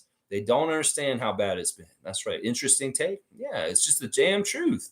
It's the damn truth. We've had such a good run with Masai, and we continue to have a good run with Masai. That's right. Chris is saying we just have to consider the actual team. Not what's on the court today. And maybe we pick up a third center, Edie. And next year we're good, playoff good, in my opinion. I think we can make the playoffs next year. It's not even going to take too much changes. We get IQ in the fold. We're going to have to do something with Scotty this summer. We'll have a free agency. We'll have a draft pick.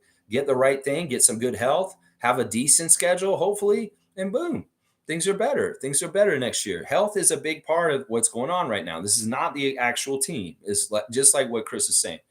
I mean, hell, tonight we're going to be missing our four best players. Absolutely our four best players. Scotty, Jakob, RJ, and Emmanuel. None of those 4 guys are going to be playing for the Raptors tonight. So you tell me if this is the actual team. Seriously, you tell me. Seymour saying, well, there goes my fitness mornings. All this snow sucks. Anyways, hope all have safe travels this morning to work. Oh, you can't bike when the snow's down like that. You did the 16K bike to work the other day and it was fantastic. When that snow's down, yeah, you don't want to probably do it that way. It could be dangerous. It could be fraught with dangers. Yeah, no, we don't want you out there hurting yourself, Seymour. So be safe and take care of yourself. That's right. Jill's saying Eric Curry is so done. Yeah. Honestly, even listening to him after the game, like in his post game interview last night, I'm just like, dude, whatever, man. Like, what are you doing? It is what it is. I would like to see Darko select the next coach of the 905 for next year. In some ways, they may have just been filling out an agreement with Eric on a contract that was signed way before Darko became in. And well, when he's gone, we'll send one of our current coaches down there for next year. It won't be Jama. It won't be Pat Delaney. It won't be James Wade, but it could be Evo. It could be Evo. It could be Mary's. We could see Mary's Andrade running the 905 next year. There's a couple of different people that are currently on the Darko staff that could get switched over there for next year. And in some ways, that's smart. That's smart because, you want somebody that's worked with Darko and knows him really well from this year to be coaching down there. Some ways the disconnect, the relationship between Eric Curry and Darko's, what is it? There's no connection. This Eric Curry is a golden boy of Masai Ujiri and somebody that I don't even know if Eric Curry had a connection with Nick Nurse when he was doing it then. I mean, in some ways, it's like, the Eric Curry experiment has been a fail, Masai. I'm sorry. You said it at your press conference, I've had fails, Bruno, Christian, Malachi. Well, put Curry on there too. That's a fail. I'm sorry. Seymour saying, I don't know how y'all watch the 905 team. It's really bad basketball. I didn't really totally watch it. I kind of put it on. It's on in the room, and I don't even listen to the announcers anymore. I put on a podcast and listen to that and just have it on visually, and I just look at the score every once in a while. I don't even watch every play. I really can't at this time. What it seemed like last night was that the 905 couldn't hit jack shit, and the Westchester Knicks were on fire, absolutely on fire. Like in their game, I believe they scored 40 points in the first quarter, 31 in the second, 31 in the third, and 32 in the fourth. There's no defense played. There's absolutely no defense played by the 905. They can't stop jack shit. And as I said, it's not like the Westchester Knicks are better. They have 2 less wins than us. They're 9-20, and we're 11-20 at this point. And they still messed us up real bad last night. And they don't even have amazing people on their team. They have Obi Toppin's brother, Jacob. But other than that, it's not like these guys are like incredible or anything. They really aren't. Obadiah Noel, former 905, are killing us in the game. Yeah, they shot 55%. We shot 47%. They made 13 threes. We made 10. The free throw line was just so awful. Oh, my gosh. The free throw line was a huge problem. We did out-rebound them, and we still got beat by almost 30. How the hell does that happen, Eric Curry? Seriously, how do you out-rebound the team by +6 and you still lose? Oh, you got more turnovers. You had 5 more turnovers than them. Yeah, still, it's garbage. 76 points in the paint for the Westchester Knicks. That is not Darko's philosophy of protecting the paint, Eric Curry. The 76 points, you let them score 76 points in the paint last night. Oh, my gosh. Yeah, I don't know how I do it either, Seymour. I listen to podcasts, and I don't watch it directly. Jill's saying, let's do a score prediction. All right, Jill's first. All right, this is for Sacramento tonight. And Jill, you need to put in who you want the scores to be. So in some ways, write it in again. And you guys got to write who's going to win also. If you're going to do the score prediction, I could say 119 or 109, but tell me which side. I'm going to guess that you mean that is the Kings, 119. So, all right, let's see. Jill, it will go in first. I'm going to put 119 to 110, and I'm going to say that's the Kings that you said 119 for, and the Raptors 110. Okay? And if I'm wrong, you tell me, no, I meant the Raptors 119. Just you got to make that clear.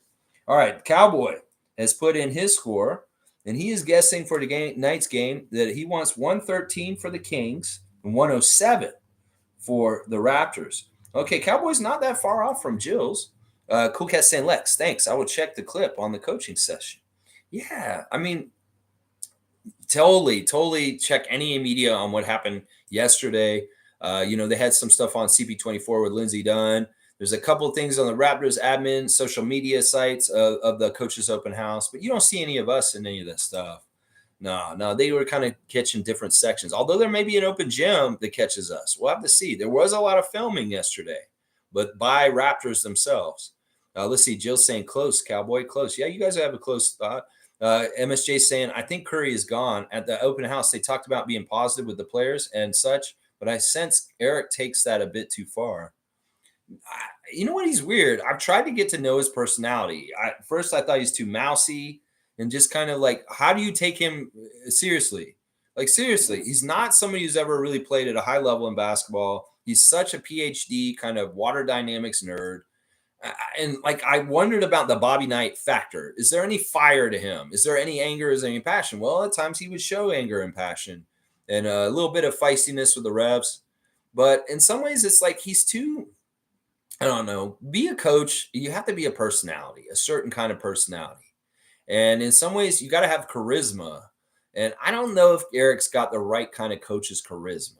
I think that's the biggest problem with this. I think he's so good as an analyst, somebody who's in an office looking at a computer and looking at stats, but not necessarily the kind of person that's kind of motivating, that gets you up and gets you going. In some ways, I feel like that's where he has an Achilles heel. Is like, how the fuck does he motivate these guys? Seriously. Like, how does he? I don't get it. I really don't get it. Let's see. Seymour's got his prediction. All right, Sheriff won last time. We'll see if he's right this time. He's putting 117 to 89 for the Kings. That's really bad. That's really, really bad. I hope you're so wrong this time. Really, seriously. Cowboys saying Miss Moody, love. And how was Darko? Darko was awesome, Carlo. Very passionate. Evelyn gave him a gift at the end of the coach's open house. Evelyn raised her hand and they gave her the microphone and they're like, what's your question? She's like, I just want to say happy birthday to you and give you this gift. And then there she gave him a gift and they took it. And afterwards in the interview, Darko said there were coaches there and fans. And I think that he was talking about Evelyn because Evelyn was such a fan giving him a gift. Yeah. Jill's smiling. Seymour saying, without the core, we ain't going over 90 points. I'm agree with this. All right, let me put mine in officially right now. I'm agree with this. I don't know if 90 is right. I'm going to say 93 for the Raptors. And I think you guys are kind of right with how much they're going to score. But I'm going to give us a little bit more credit.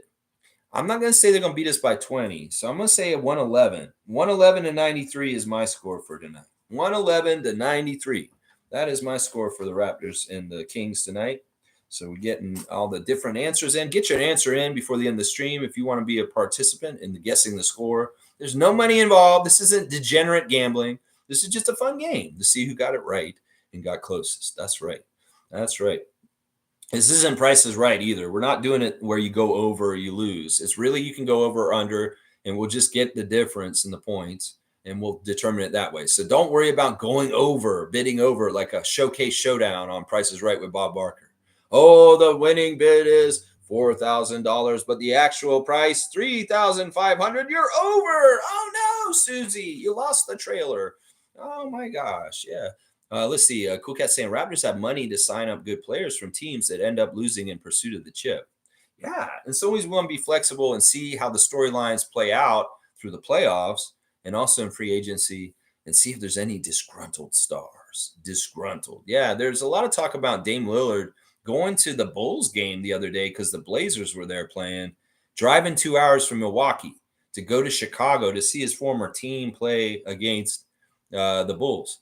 And a lot of people are saying, wow, he must really hate Milwaukee. Wow, he's really sad. Yeah, he is. He said this. He's depressed because his life has completely changed since he went to the Bucks. His family, his friends, his whole life is in Portland. It's been in Portland for the whole time. He's been the franchise player there. Well, he upended his roots and went there by himself with his wife separating from him and keeping the kids in Portland in school so they can have no uprooting of their lives. Well, he's just been uprooted out of it. In some ways, he's thirsting for connections from Portland because he feels very alone and isolated. It's interesting. He talked a little bit about his connection with his family on the Dinners with DeMar interview that was released last night. I find Lillard so boring. I was listening to this hour-long episode with him and DeMar, and it's just so boring. I'm like listening to him, I'm like, oh my gosh, I just fall asleep listening to him. It's like, all right, I get it. And DeMar really likes having a lot in common with Lillard. It's like, yeah, I'm just like you too. Everything he's saying, yeah, I did that too. I'm just like that too. It's like, it's so funny. I love DeMar so much. And this show is so good. It's so important. But this Lillard episode's boring as hell. The Draymond one was more interesting. The Wade one was the best one so far. But yeah, Lillard is Lillard. In some ways, he's boring. He's just a boring kind of thing. I mean, you're into boxing and basketball and your family. I get it, bro. I get it. In some ways, you get what you get when you decide you want to go to Milwaukee. In some ways, I get it. Portland wasn't going anywhere. And I know that you and DeMar were talking about the ring chase as pros and how the importance of getting an NBA championship is just hanging over y'all's heads as long-term veterans in the league, and the time is running out. I get it. In some ways, y'all need to be like Barkley and a couple other players in the past that never got it, like Ewing and Malone and those kind of guys. It's just going to happen. There's not a ring for everyone. And I'd love to get a ring for DeMar. Don't get me wrong. But yeah, right. You know, you're ring chasing Dame Lillard. In some ways you may have like not made the right decision leaving Portland, even though it seemed like you just made it have to happen last summer with the way you were behaving. So, man, this is a classic case of the grass isn't always greener on the other side. Is exactly the Lillard story this season. Exactly the Lillard story. Yeah. Very interesting. Very, very, very, very, very, very interesting. Yeah, there's going to be some players that are disgruntled this summer, and Masai and Bobby want that money to pounce. That's right. Jill's saying Seymour's score is close too. Yeah, not very close at all. He's saying that we're going to get beat by like 30 tonight. That's crazy. All right, Smooth's got his score in. Let's see. Smooth is going to say 128 to 125 to 98 for the Kings. Once again, we got everybody picking the Kings tonight, and yeah, there we go. Blowout. There's another blowout. Chris is saying, I'm glad I went to the open house, but the 5:15 wake up, however, it was a great time. Couldn't finish the pizza again, but people know I'm an IPR man as well. Might help explain things. Laugh out loud. I don't even know what that means, IPR. Yeah, that you had to come in from out of town, so you drove into the town to get there that early. And well, I feel like it's worth it. I mean, even if I was in your case, I would have kind of liked getting up so early and coming down there for it. Yeah, Chris got that pizza we see on Raptors Tonight all the time. Yesterday, it looked just as good in person. I tried a bite of it, and it wasn't as good as I thought. If you want to critique real sports, a chef or pizza maker or whoever the fuck's back there making it, probably a minimum wage slave, I would say this: put more sauce on the pizza. You didn't have any sauce on the pizza. The cheese looks good. The crust looks like nice and fluffy, and good little crispy pepperonis on there, but it needed more tomato sauce on there. There was no tomato flavor to the damn pizza. So spread a little bit more. Don't be so cheap and put a little bit more of that pizza sauce on your Raptors Tonight beautiful looking pizza on the TV. That's right. I tried it yesterday and it needed a little more sauce is what I'll say about it. What did you say that about that, Chris? Maybe I got a piece that wasn't no sauce on it. But did you feel like there was sauce on your pizza? I felt like when I bit into it, I was like, where's the fucking sauce? I do have some experience in the pizza world, being a pizza maker for many different companies and knowing how to make a perfect pizza. So I do have expertise in this area of wage slave past employment history of mine. Yeah, I've worked for Pizza Hut, Domino's, Pizza. Oh yeah, I made all their pizzas. And yeah, that's my critique of the pizza that Chris got. Because I tried it. He let me have a bite. He let me have a piece. Yeah. Seymour's got the whole team on blast, honestly. I really love to see it, Sheriff. Look at all those guys. Look at Grady with his cool sunglasses. There's Monique with the stars next to her head. I love it. Let's see. Smooth saying that, Jillian. Yep. Randolph's got his score to put into the contest for today. Randolph is saying that he thinks that the score will be 132 for the Kings and 92 for the Raptors. That is what? That's 40-point win. Oh, that's embarrassing. No, we can't have that. Y'all, I want an under 20-point win. We can't let them rout us. Over 20 points is a rout to me. And I don't want them beating us by more than 20. If it's 18, like I picked, I'm fine with it. But y'all are picking some crazy-ass margins. They're going to make us look bad. Make us look real bad. Cowboys laughing at Chris. Let's see. Jill saying, first they said IQ had an injury. Then it was a personal reason. Well, I'm glad it's not an injury. How about that? If it's a personal reason, there's nothing. That's nothing wrong with him physically. This is good in some ways. Yeah. Smooth saying, do the Raptors win 2 more games this season? I don't know. You know what? Like I said, those are the games I think it could happen. Are the 2 Brooklyn or the 2 Washington games? I'd love to get 25 wins. I really would. But is that in our best interest? We'll have to see. Memphis, win some games, get some breathing room. Maybe we can win some games still and still be underneath you. But then again, maybe our percentages are better if we just keep losing, is what I'm saying. Seymour saying, I thought my prediction was a blowout, but Randolph is predicting a massacre. Yeah, 40-point loss. I know, you guys are crazy. We don't want to watch this. In some ways, I'm looking at the scores that y'all gave me, and I'm like, I don't want to watch Randolph's game. I don't want to watch Smooth's game. I don't want to watch Seymour's game. I could definitely get into Jill's game, Cowboys game, and my game. My game's the cusp of like what I will tolerate. I'm really saying like 18-point loss is if it can be under at 20 points, I'll be okay, Darko. But if it's over 20 points, then we need to do better. We need to do better. Yeah. Let's see. Chris is saying, I wonder if that play Westchester Lady Bob James and they play Westchester Lady Bob James at their games. I don't know. That's a song. I don't know. I don't think anyone goes to the Westchester Knicks games. Westchester, New York games, the G League games I've seen there when the 905 goes there, there's 5 guys in the gym. That's it. There's nobody there. Nobody goes to their damn games. Like people go to the 905 games. We heard the kids getting loud at the game last night. But at Westchester, there's nobody there. Seriously, there's like 5 people at their games. Nobody goes to the Westchester Knicks games. Jill's saying at least Bruce Brown will make his free throws. Yeah, he's been good with his free throws recently. I'll give him that. Seymour saying, Coach Lex, how you get a Popeye Raptors t-shirt? That's heavy. Oh, this is just the sponsor for this year. This is a shirt that you got in the stands when you came to the game. You know, there's many shirts they used to give out. They don't anymore. I wish they'd give out more shirts. Maybe we win closer in the playoffs and stuff like that. They'll give us more shirts again. This is like a shirt from, I don't know, 4 or 5 years ago that you got on your seat. It's when they had the North and the kind of, but yeah, Popeyes was the sponsor. Popeyes. Yeah, Seymour saying 905 Raptors. Bleh. Yeah, pretty bad. Carlos saying, how was Coach Darko in person? He was awesome. Very, very awesome. His intensity is there. His respect is there. We saw everybody's listening to him very intensely. It's like when Darko speaks, they listen. And even though Scotty had a broken hand, and he was sitting on the bench with Chris and Jakob as the injured guys, DJ Carton also. He would come up off the bench and walk onto the court, Carlo, and get in the huddles and very much was interacting in the practice, even though he was not participating physically. He was actively walking out for every huddle, putting his hand in the middle and saying, let's go team, and then going back and sitting down. When Darko was lecturing guys, like he'd get in a little huddle, Scott would walk over to him and kind of just put his ear in the middle of it to hear what Darko was teaching them. So I love that. That's the commitment Scotty's showing in his injury right now with learning and continuing to do as much as he can with the injury despite that is amazing. Because whether it's him trying to coach from during games, helping on the sidelines, or even distracting people by yelling at them when they're taking shots, to him seeing him at practice with the injured hand and how he acts. Like, I know he does that not even just because it was a coach's open house. This is just how he is at the practices.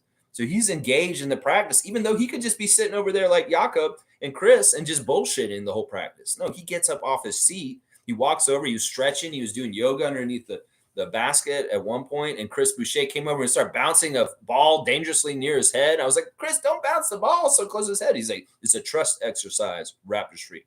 He's just dribble his ball right next to Scott's face while he's laying on the floor. And I'm like, Chris, he must really trust Chris. Chris is like, don't worry, Scotty, I got you. It's like a trust exercise where you fall back into somebody's hands. I'm going to dribble the ball right next to your face while you're laying on the floor. This is another little thing that popped in my head about yesterday. It was kind of funny. Let's see. Carlos saying, I wish I could have come. I work at home with a toddler, laugh out loud. I'll try to come next year. Well, hopefully it'll be a better time of the week. Like Tuesday is just not a good day for it in that early in the morning. So maybe it'll work out better next time, Carlo, for sure. I hope it does for you, man. And I would love to see you there and get to meet you, my guy, for sure. Yeah, hopefully they're going to do it every year. And you know what Darko said at the end of it? He said, this has been a great event. And in some ways, I want to expand on this. So who knows? Like Darko has some big ideas for being more interactive with the community and teaching coaches and stuff like that, it sounds like. Because he kind of made that allusion at the end of the coaches open house. It's like, this has been a fantastic event. I really enjoyed this. And expect bigger and more interesting things like this in the future. Is kind of what he said. It's very interesting. Cool Cat saying, I don't want Scotty to play either. Prefer that he get ready for a tryout for US Paris 2024. I don't want him to do that, Cool Cat. In some ways, if his injury messes him up to go to the Olympics, I'm fine with it. Seriously. In some ways, I'm like Sixers Nation is with Joel right now. I don't want them to go. I really don't. I know that it'd be good for Scott and he may want to go and all that stuff. But if the timing does not work with his healing of his hand, it's just a distraction. And in some ways, I don't want him to go. Like I would listen, if he's going to heal up real quick, I want him to finish up at the end of the season, play a little bit for the Raptors. That's more important to me than him going to the U.S. and playing for them in Paris. In some ways, it's not really set up for him to go. Watch. The way that they'll do things, they might diss him. And I'm getting ready for that already. They're going to have so many people trying to make the U.S. team. In some ways, Scotty should not try and make this a huge thing in his mind or something to think about too much. In some ways, he's not going to get the best chance to get there over people like Joel Embiid, Kevin Durant, Kyrie Irving, Steph Curry, LeBron James, the whole fucking list of these fuckers that are older, and they're going to all of a sudden want to go to the Olympics. So, and to just stop the heartbreak that may possibly happen when he does not get chosen, I don't even want him to fucking go. I mean, he may be like he's hurt around when the trial is, and it's like this guy can't go. He's not going to be going. And it's just not this cycle of the Olympics he'll be involved in. He will get his chances later down the road. He's a young guy. And in some ways, these old fuckers that are still around, they want to have one last shebang. So, I mean, I'm hearing Kyrie wants to come and play for the U.S. now. And they're going to pick all those guys over Scotty, even if he's probably a good person to have on the team and for him. I would love Scott to get what he wants and his dreams and his desires. But in some ways, this may not be the right cycle of things for it. In some ways, him not being on the team last summer is not going to help him in this process. All those guys that were on that team last year, plus the big names that are coming in to want to be on it this year, are going to get preference. And this is not, in some ways, if it happens, I'm not going to be a hater. I'll be like, all right, Scott, I support you. You're going to be on Team USA. I support you.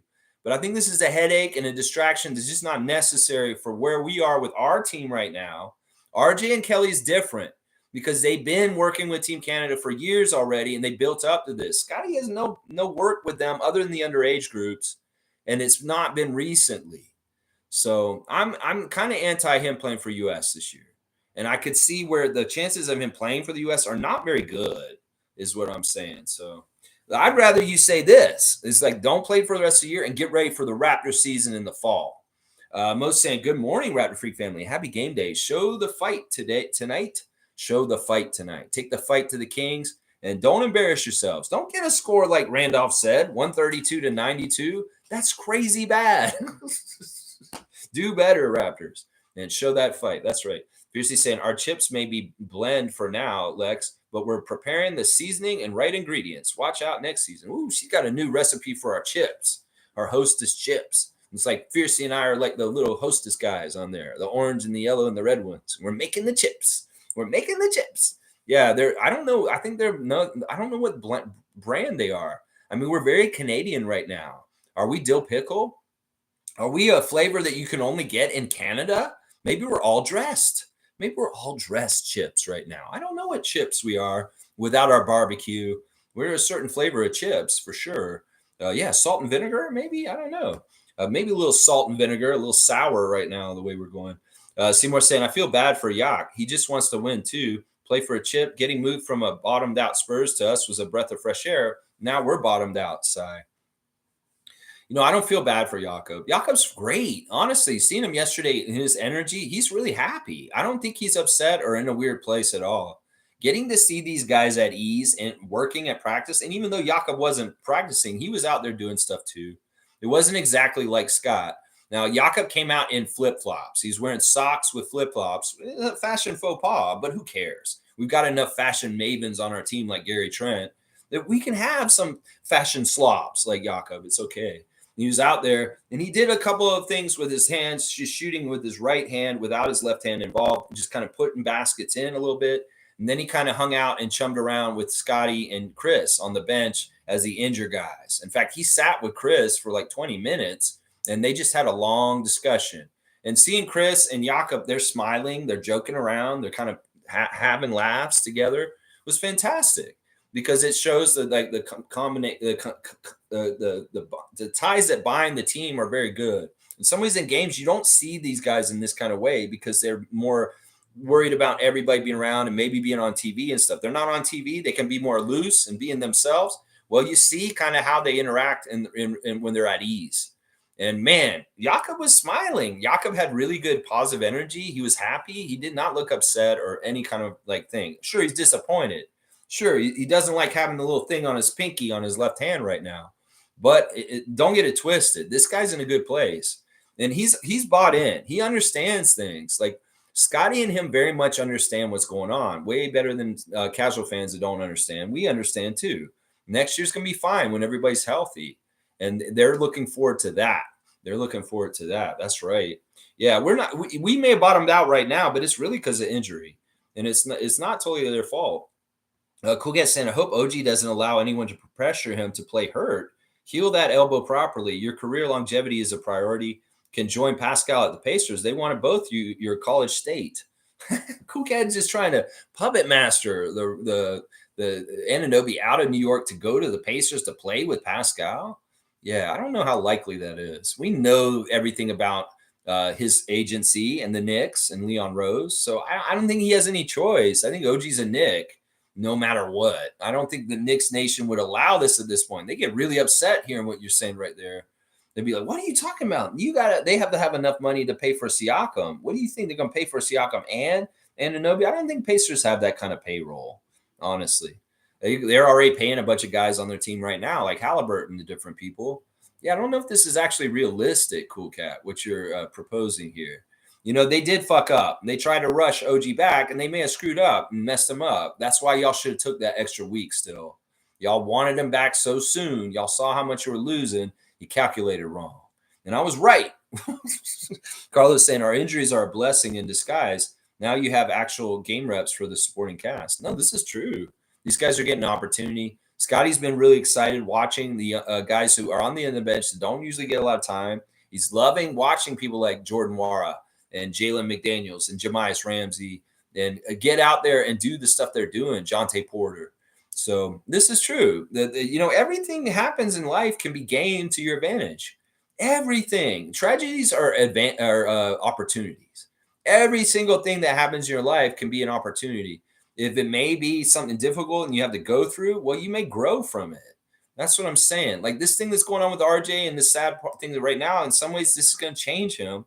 And it's his choice whether it's going to change him for the better or for worse. And I know it's going to change him for the better because he's smart. He's really, really healthy, a God-fearing young man. And he's going to get this right, RJ Barrett. Watch. He'll get this right. This tragedy will make him a better person in the long run. He's going to do it a lot of stuff in dedication of Nathan going forward. I'll bet you right now. Yeah. But everything that goes wrong in your life, you can game it for your advantage. You really can. Nothing is inherently good or bad. It's really the eye of the perception inside yourself. You can look at any kind of event, any kind of thing, and be like, wow, this isn't exactly what I thought would happen. But you know what? I'm going to make the best of this. I feel like that's a big philosophy of the Raptors organization right now. With what's happened with us with Tampa, the pandemic, and the recent injuries, is that we just got to make the best of these situations and do what we can. And that's what we're doing. Getting more time for our guys that wouldn't have gotten play otherwise. Jill's saying 10:30 a.m. Smash the like button. Eat breakfast. Eat breakfast. Yeah, I don't have any breakfast here right now. Let's see. Chris is saying, fuckers who talk shit about the Raptors, get that garbage out of here. Hang on, it jumped. Let me get back.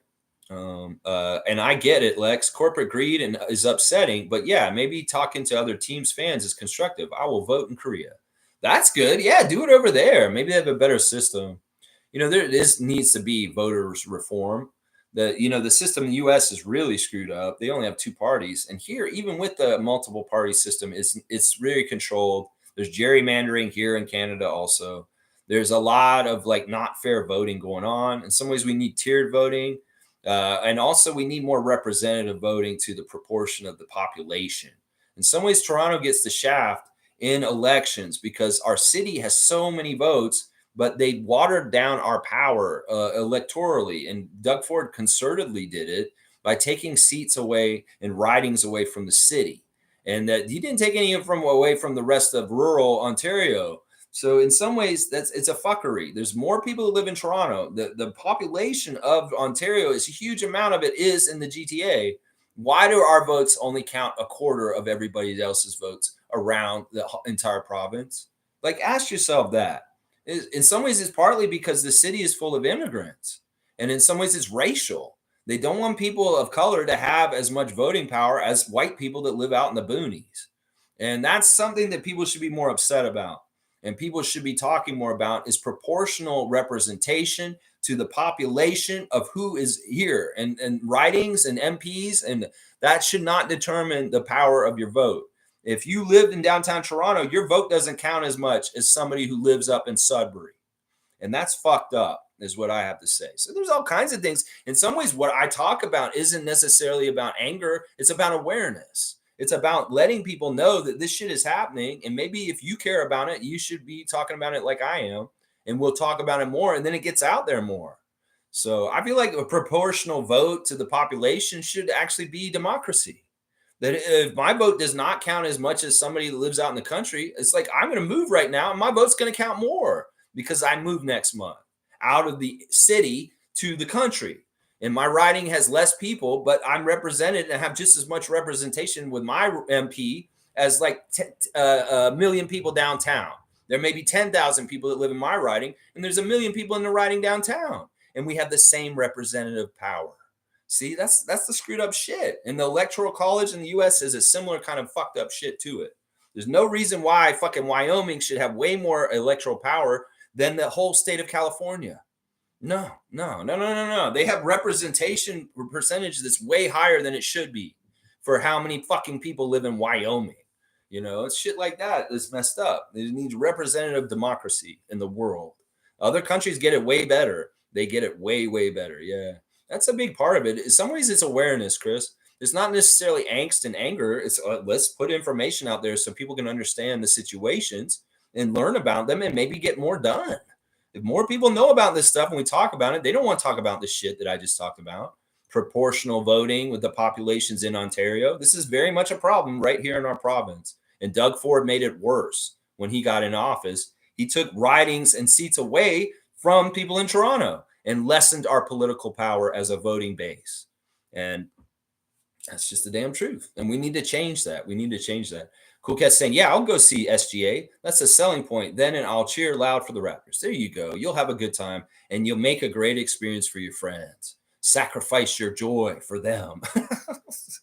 Jill saying prayers for OG. You guys, injuries on top of injuries on top of injuries. No, it's the same injury. He just came back too soon and he re-aggravated it. It's not an injury on top of an injury. It's just wait and let him heal. Oh, you want to bring him back? Oh, that's too soon. Sorry. You re-injured him on where he was already injured. Chris is saying, I love OG's game, but let's be honest, I will be. IQ for OG is a win. OG is a bit of a glass man, and RJ for Precious is a complete steal. To get rid of Flynn is criminal. Yeah, and that's the other part. That Flynn part is the first round pick or the first pick in the second round this year. Flynn will be the equivalent of whatever player we get on the 31st or 32nd pick of this draft. And that will be the other part that balances it out. In some ways, we're getting a player to be named still in this deal. And it could be very interesting. It could be like a Koloko kind of pick. And then all of a sudden, it will be right around where Koloko was picked.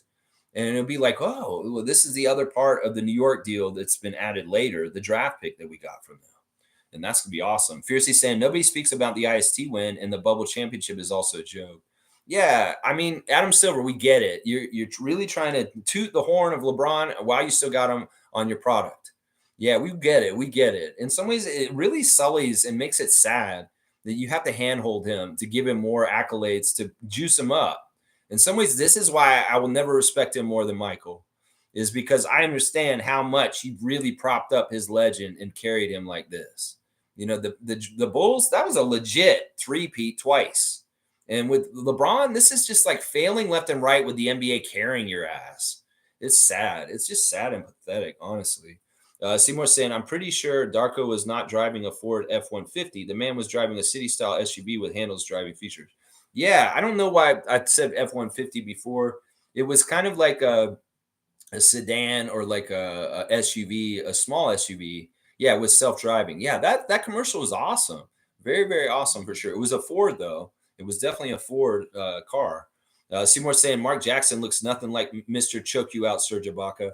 Yeah, is that an insult? Is that an insult, Seymour? That this is looks like Serge Ibaka. Yeah, I think you guys are right. I'm not with it. I'm not with it. I'm not saying he looks like Serge. I do art. No, no. Just saying Kings win, but unfortunately in a blowout. All right, G's got his score to add to the list. G is saying that it's 121 to the Raptors and 106 to the 106 to the Raptors, 121 to the Kings. Okay, this is good. Trevor's got his prediction for the game tonight is going to be 99 for the Raptors and 120 for the Kings. Hey, you guys are really giving them the 20-point lead. Let's see. Fiercey wants 112 for the Kings and 101 for the Raptors. Okay. That's Fiercey. All right. We're getting some good competition here. Race mode's back to get in on this. Edmund in his travels. Let's see. He wants 115 to 109 for the Kings. I like that score a lot, honestly. If it's that close, I'll really like that. I like Edmund's score a lot. Fiercey saying Eric Curry is lacking Riz. No, for sure. For sure. Although he got a haircut and the ladies loved it on the Women's Empowerment Day when they were doing the announcing. They're like, "Oh, look at Eric's haircut. It looks so good. It looks great." He had a little bit of Riz that day, at least with the female announcing crew. Let's see. Seymour saying, "Bring back Jerry Stackhouse for what? To the 905." We know that people don't like to backtrack on their careers. It's kind of like you've already been through there. It would feel like he's demoted. He has already done G League. He's already been our 905 coach. So it doesn't make sense for him to reappear. It just doesn't. And I don't know. We're going to see something good for Jerry Stackhouse in some sort of way, but it's not going to be with the Raptors. I think it's not that the bridge has been burned. It's just there's no noticeable signs of life that there's a relationship between him and I. Between him and us, the team, as far as like whether he will be involved in like coming back. Like, I don't even think he was one of the nominees or candidates last summer when we were looking for our new coach. I don't think we interviewed Jerry Stackhouse last year. I don't remember us mentioning him. The only reason why his name came up in the talks is because he had been a candidate the last time we looked for a coach. And I just put him back on the list from the people that we looked at before. But I don't know if we even interviewed him actually to be our coach this last cycle. We definitely did when we hired Nurse, but I don't think we hired him. We interviewed him last year. Yeah. Raceman said, I've been wrong all year. Well, I hope you're right to a degree. Fiercely saying, actually, let me be provocative and predict the Raptors win. I like this. I like that somebody's going to do this, honestly. All right. So you want me to flip them? All right. 101 for the Kings, 112 for the Raptors. You know, if the Raptors win, I'm just going to declare you the winner, Fiercey. In some ways, you can pick the under against everybody else. You can. Monique's got her guess. Let's see what Superfan Mo has decided for her prediction for tonight. She's saying 115, 107 Kings, but the Raptors show something, of course. I like that. I like Mo's guess. It's pretty good. It's just a little bit off of Fiercey's. Just a little bit off of, race modes. Just 2 points off. 2 points off. We'll see. Okay. Fiercely saying Dame is besties with DeMar. Went to support him, but it is sad that he's alone in Milwaukee. Yeah, I don't think that he went to Chicago to see DeMar. No, that's not why he went there. He went there to see the Trailblazers. He went there to see his old team, his old coach, Chauncey, and say hi to them, and because he misses them. It's very fishy that it was the Blazers' one trip to Chicago where Lillard took the 2-hour drive from Milwaukee to go to Chicago on an off day just to see them. So it wasn't to see DeMar, trust me. I'm sure he talks to DeMar all the time. It was to see his teammates from the Trailblazers. That's who he went to see. Yeah. Let's see. Carlo's saying, all right, let's see. Carlo. No. 101 to 99. Raptors win. All right. Carlos got a Raptors win. All right. I like that. All right. Let's see. Just saying Lillard is boring. Laugh out loud. Outside of basketball, I guess people are people. Life is life. Yeah, he's extremely boring. He'd say that himself. It's not like I'm insulting him. He said it on dinner with DeMar. He said, I'm boring. I work out. I play. I do my NBA career. I have my family and friends, and I like to watch boxing. I don't do anything else. I don't like to go out. I'm not into this. I'm not into that. I find it like things are boring if I don't get to watch. I watch all the fights I can online, and when they're out, I'm like, what am I doing? I have nothing else to do. And he's found, especially since he got traded or he went to Milwaukee this year, there's so many more hours that are boring, and he's not able to fill because the family would have filled it from before, the children and his ex and the family life. He's a bachelor living in Milwaukee at this point, away from his family in Portland. And that's a big part of why he's saying he's boring. He doesn't have a nightlife. He's not going to go out in the clubs. He's not trying to do this or that. He's just trying to work on his NBA career and watch boxing on TV. And that's it. That's it. Life is life. Fiercely saying Draymond unhappy LeBron is doing another podcast before his. I saw LeBron and Reddick seated and chatting. Not sure if it's another podcast JJ created. Everyone has a show now. When do they expect us to watch them?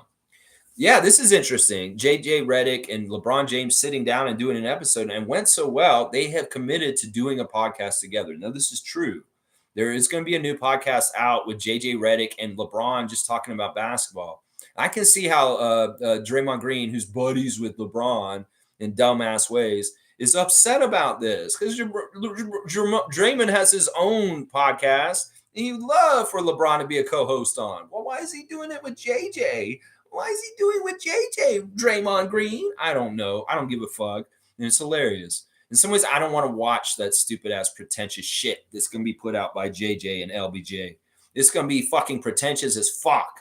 I can tell you already right now. I can tell in the clips. These guys are going to be sitting there like, oh, the way they're going to look at the game is going to be so convoluted and full of shit through the lens of King James. Seriously. This guy does not have a realistic view of things. In some ways, he can't because of who he is and where he is in the whole place of importance in the NBA. People have been kissing his ass since he was a little kid, and he's not really realistic about how he comes off in certain ways. Now, his espousing on philosophies about the game and shit is going to have huge blind spots, and in some ways, he's going to be useless to listen to on a podcast. I'm going to tell you that right now. So you go ahead, and if you guys want to listen to LeBron James talk about things and basketball things, you're going to find out that it's like, what is this? This is boring. This is fucked up. Like, what did he just say? Like, he really believes that? Yeah, maybe like me. Fiercely saying, Classico sells amazing pizza sauce, 3 jars for $10 if you don't have time to make your own sauce. There you go. Classico's great. I actually use them too. When I get like gluten-free pasta, I get some Classico difference. There's this bolognese. You got all the different flavors. They got everything Classico, and they sometimes have sales where you can get a bunch of them for cheap. And here's another great thing about Classico: they give you the product in a glass jar that's great for reusing for other uses. You could actually plant a plant in a glass jar from Classico and have a little bit of soil in there with a little plant growing. You could do a lot of different stuff like canned foods with it. So in some ways, it's good to be thinking sustainably and also about packaging that you get stuff in. And Classico is actually a product that comes in a very useful package, a glass jar that you can use for all kinds of multi-purpose reasons otherwise afterwards. And that's what I'm all about. Sustainability and not just throwing shit out after you use it. Plastic is your enemy. You keep away from plastic as much as possible. When somebody's putting their product in glass, like a Classico tomato sauce, because you can use it afterwards. That's right. Seymour's saying, yo, that bus has some squeaky brakes. Heard it from Calgary. I know. The bus is crazy here sometimes. Like, it really does. And the stop is right out in my front door. So people get out and they come and they walk right into my front porch as I'm doing the stream. I see the bus pull up every 10 minutes. And people get on and off the bus right out in front of my house. And the exhaust from the cars and the stoplight, it comes in through my window. So I can't wait to get out north and get the hell away from the toxic fumes of the inner city and the stuff I've been breathing the years I've lived down here, paying all this rent to this bullshit. Yeah, I can get the fuck out of here so I can breathe easier, breathe the trees instead of the buses. Yeah, that's one of the big changes I'm really going to enjoy about this change that's happening next month in May too. All right, just got me drink water at 11, and it's 11:25. All right, good. I got good pacing. We'll get this done before noon. All right, Jill's saying, I think that Scotty trying out this summer will help his chances next time. If he's not chosen, he's possibly asked to attend to start the brownie points. Well, he's definitely somebody that should be on the radar to be considered on the team. Now, he's on a list of like 40 people. There's only like 15 spots, right? If not 12.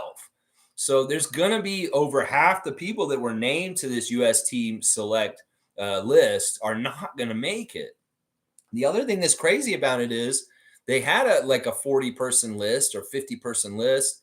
There's names that aren't even on that list that have said they'd want to be there also, that it will take some of the spots too. I'm just trying to be realistic about this. In some ways, they won't give him the favor over Pablo Banchero because honestly, he's a U.S. team.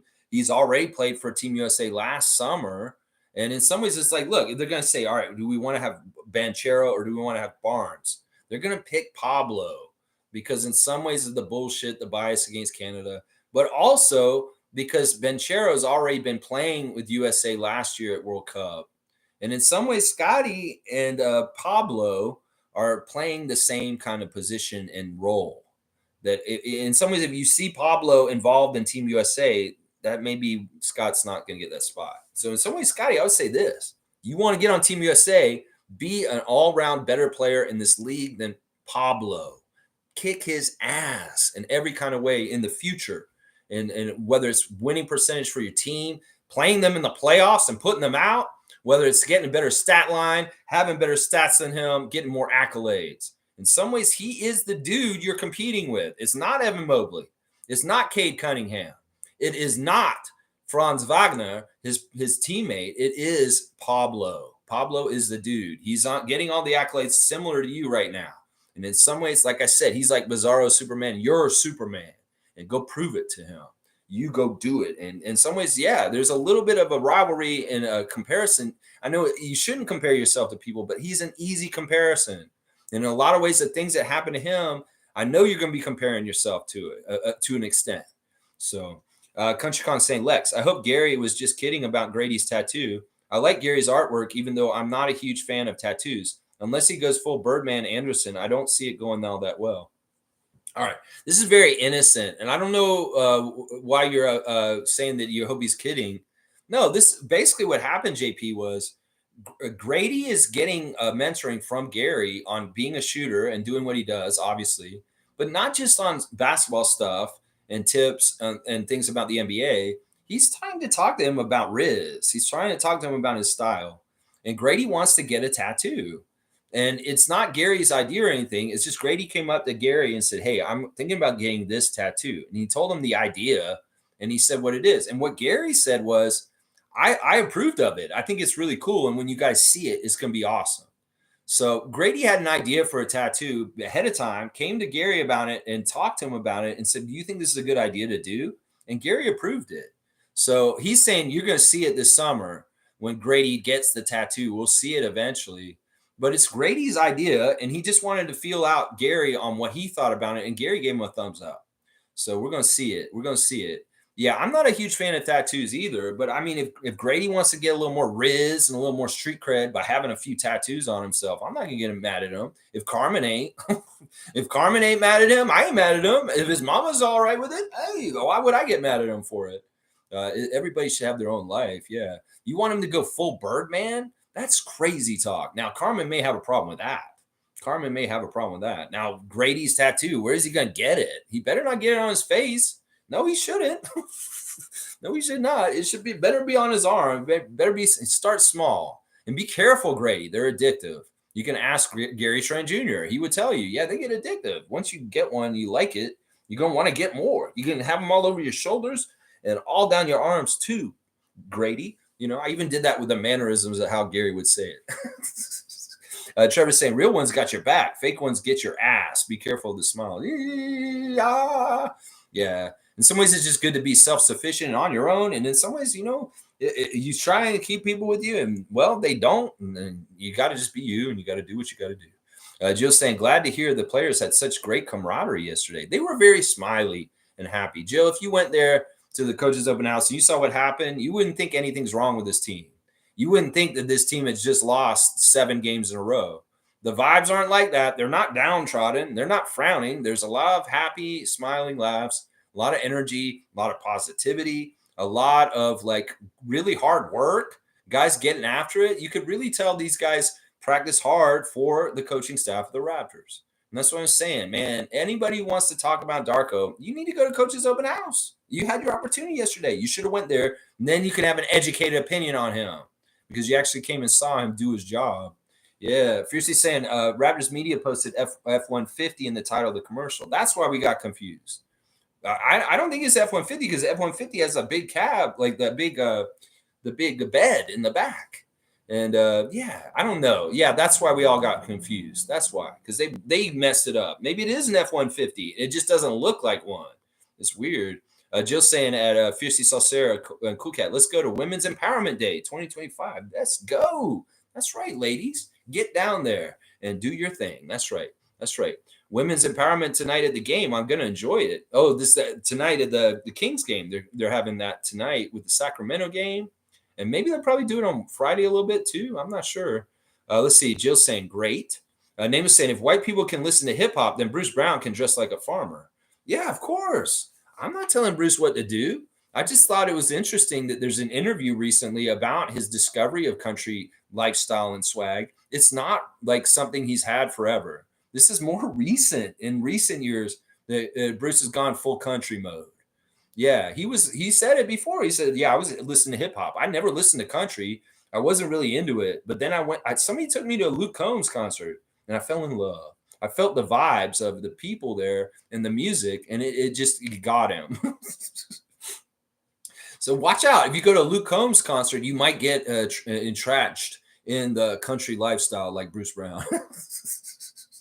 Yeah, Jill's saying country music has black roots. Well, all music has roots in blues.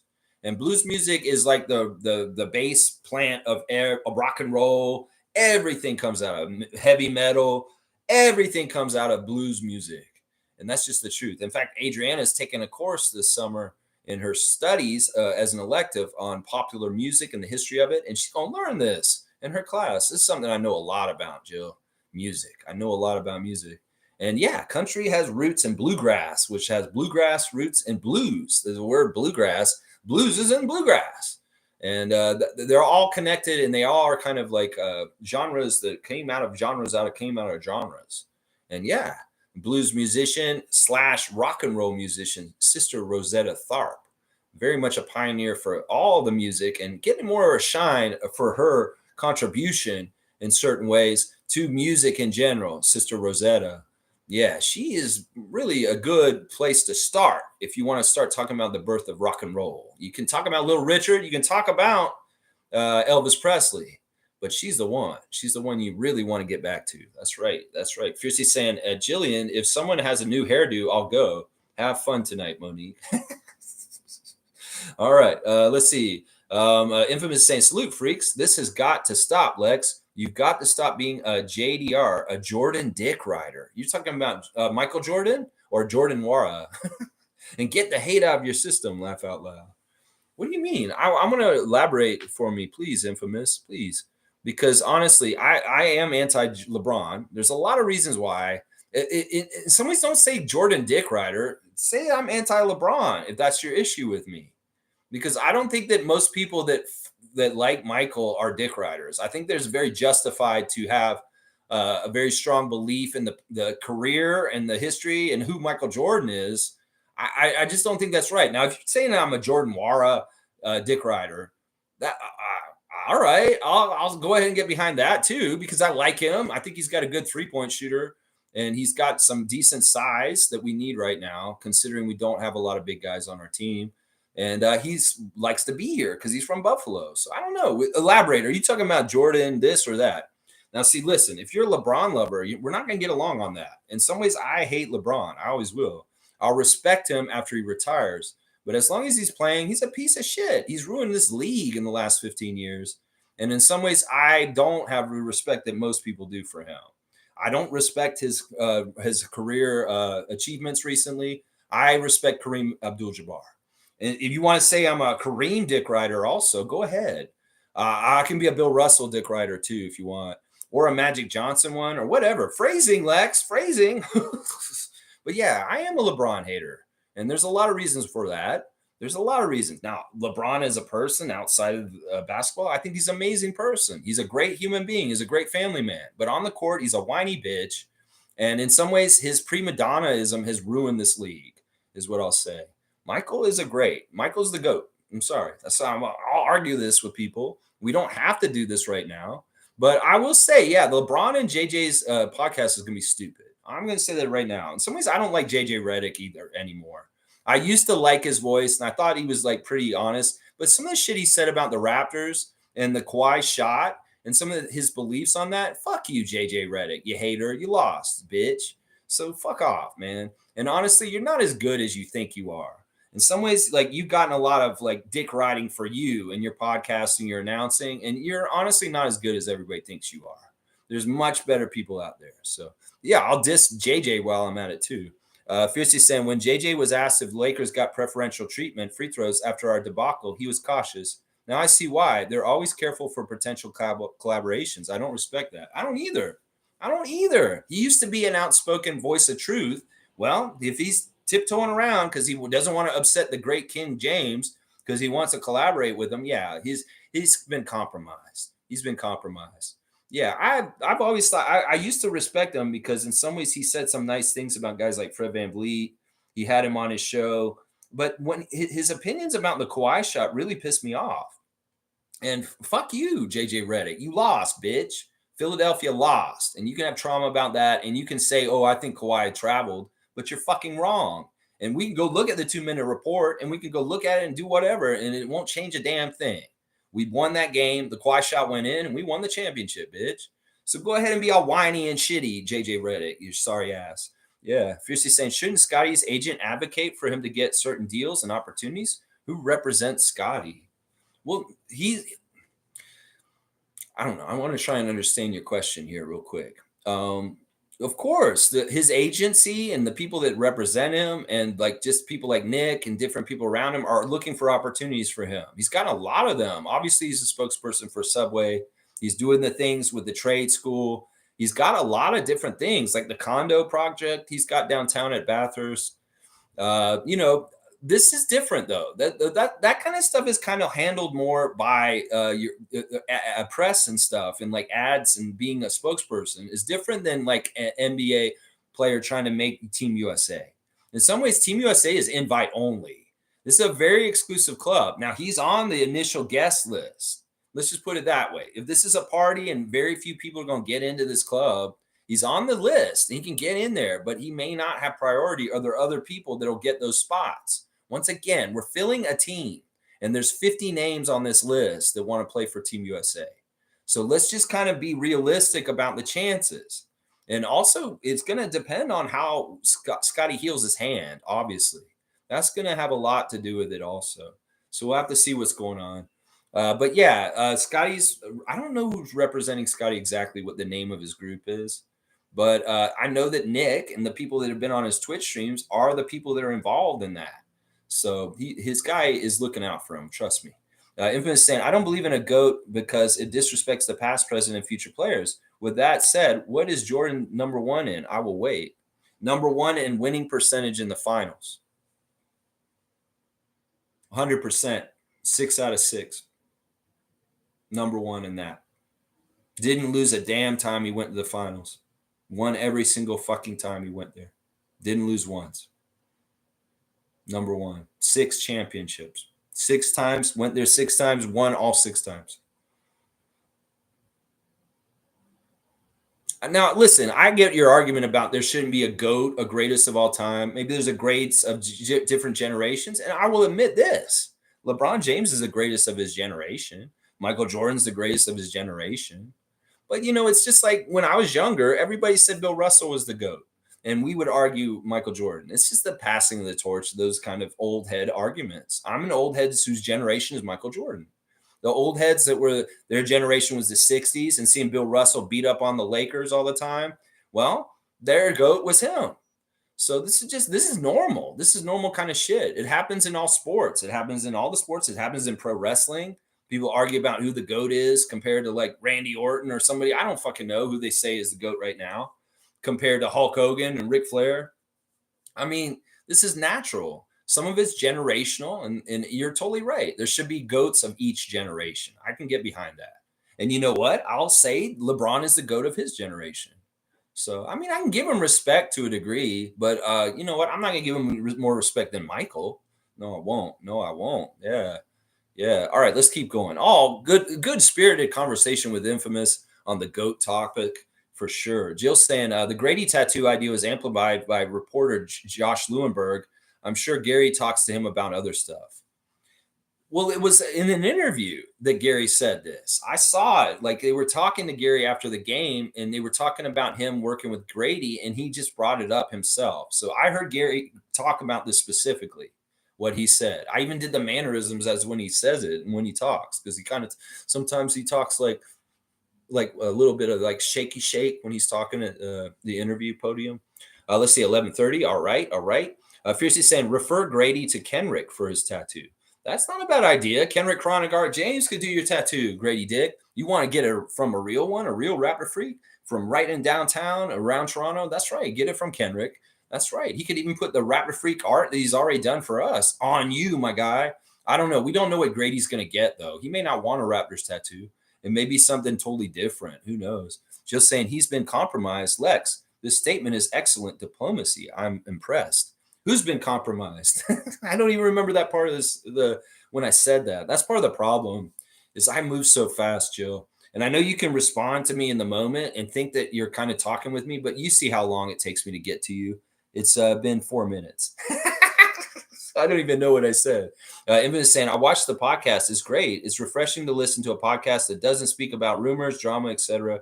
It's a podcast for basketball nerds that love the X's and O's about basketball. I know what they're doing, and I like the formula for it, but honestly, I don't need to listen to LeBron talk about fucking basketball. Seriously. In some ways, I'm looking at it at a deeper level because honestly, he doesn't really have a realistic grasp of what the NBA is at this point. In some ways, he's so fucking coddled, and he's had so much kissing his ass for like 20 years that really he's not every man kind of NBA guy that should be espousing on the game. In some ways, he has a perspective that's just not realistic in some ways. In some ways, he is somebody that he gets special treatment. And so anything he says, I'm going to be like, yeah, you're privileged as fuck. It's kind of like putting a rich guy on TV and getting him to talk about money so much when he had it all handed it to him in some ways. He did hard work, sure, in some places and did certain stuff. But like, what the fuck am I going to learn from him in some ways? In some ways, I get it. You find it entertaining. I'm not going to tell you not to watch it. You go ahead, but I'm going to be a hater on this. I'm not a fan of either one of those guys. I'm not going to waste my time listening to it. But if you find enjoyment for it, I'm not going to rain on your parade. Enjoy it. But yeah, in some ways, I think it's funny that he's dissing Draymond to do it with JJ. That's my favorite part of this whole thing. You say, no, Draymond, I'm not going to do the podcast with you. I'm going to do it with JJ Redick. Oh, that's awesome. That's the thing I love about it. Good job, LeBron. You made your best friend, Draymond, your weird relationship of friendship between Lakers and Warriors Nation. So fucking weird at this point. Warriors Nation hates Draymond for his relationship with LeBron and his being a Clutch client. And all the convolution of LeBron, Clutch, and Rich Paul. Yeah, I don't fucking listen to LeBron talk about basketball. Forgive me for being that way. In some ways, he compromised. JJ Redick is compromised. That's right. Listen, it's a free country. You want to enjoy it yourself, Infamous, you go right ahead. But I'll be a hater. I'll probably be a hater going forward too. Listen, LeBron, go ahead. Get your voice out there and say more stuff. Maybe you'll be like Gilbert Arenas at some point. Let's see. Fiercely saying, got it. Thanks for the clarification, Lex, in reference to Sky's Olympic opportunity. Yeah, we just got to make sure that we'll have to see like how realistic it is. He's put him he's on the list. And part of the reason why he's on the list is because of his already got gold medals with Team USA at underage levels. that he has a history with the Team USA program. And that's part of the reason why they put him on there. It doesn't necessarily mean they want to put him on the team. Let's just put it that way.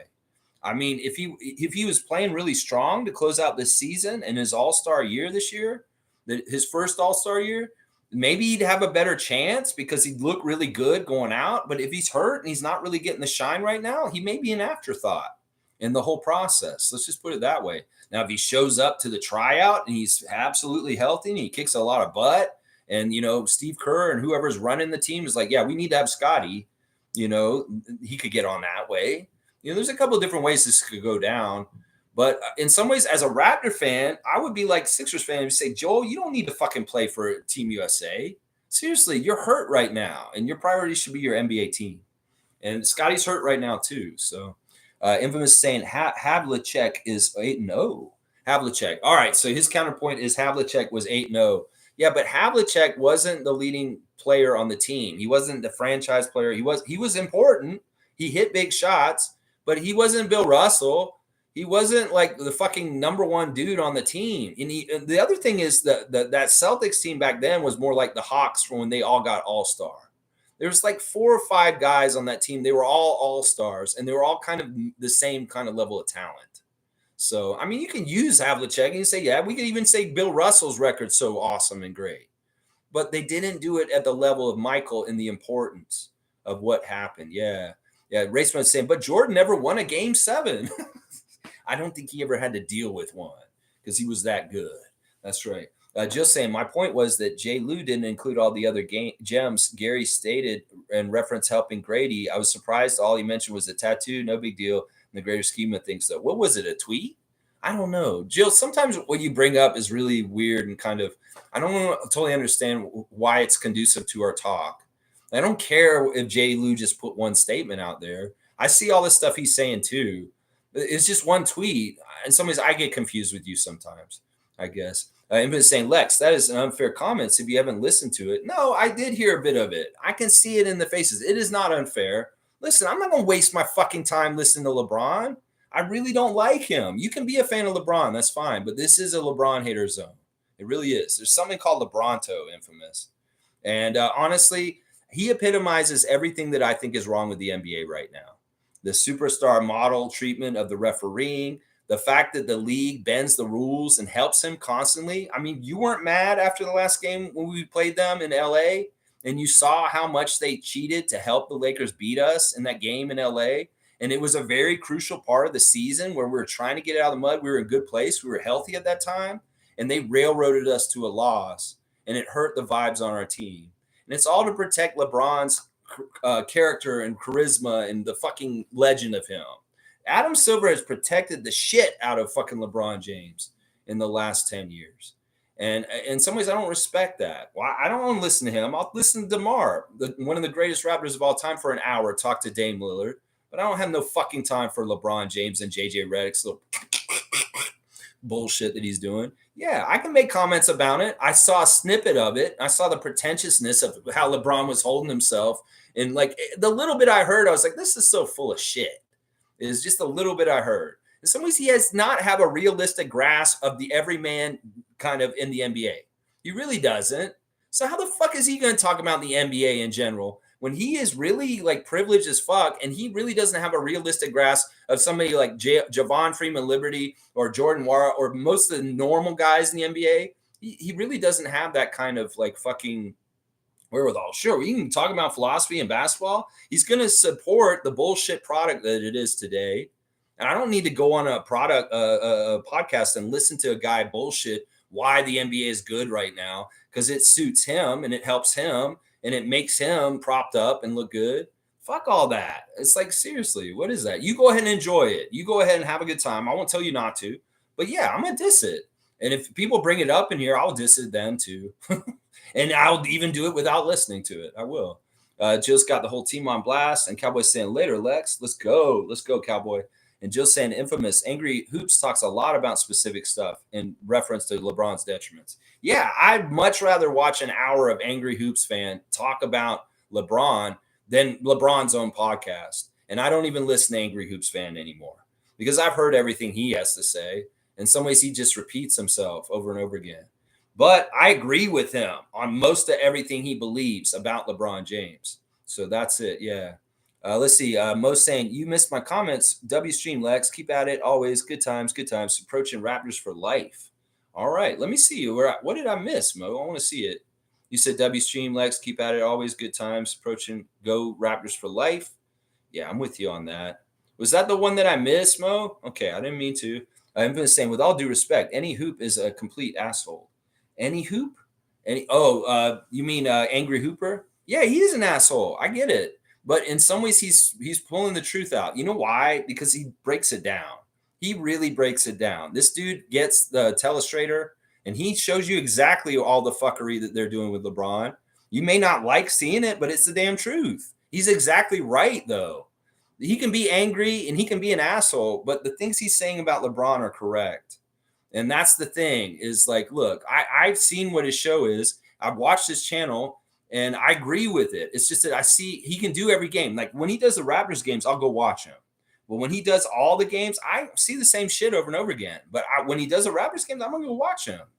But I don't need to subscribe to him to do that. When the clip comes up, when we play the Lakers later, it's very soon, next month, one more time for the end of the season, I'll watch the Angry Hoops fan breakdown of what happens with the refs afterwards. It's very informative, and he's usually very on point.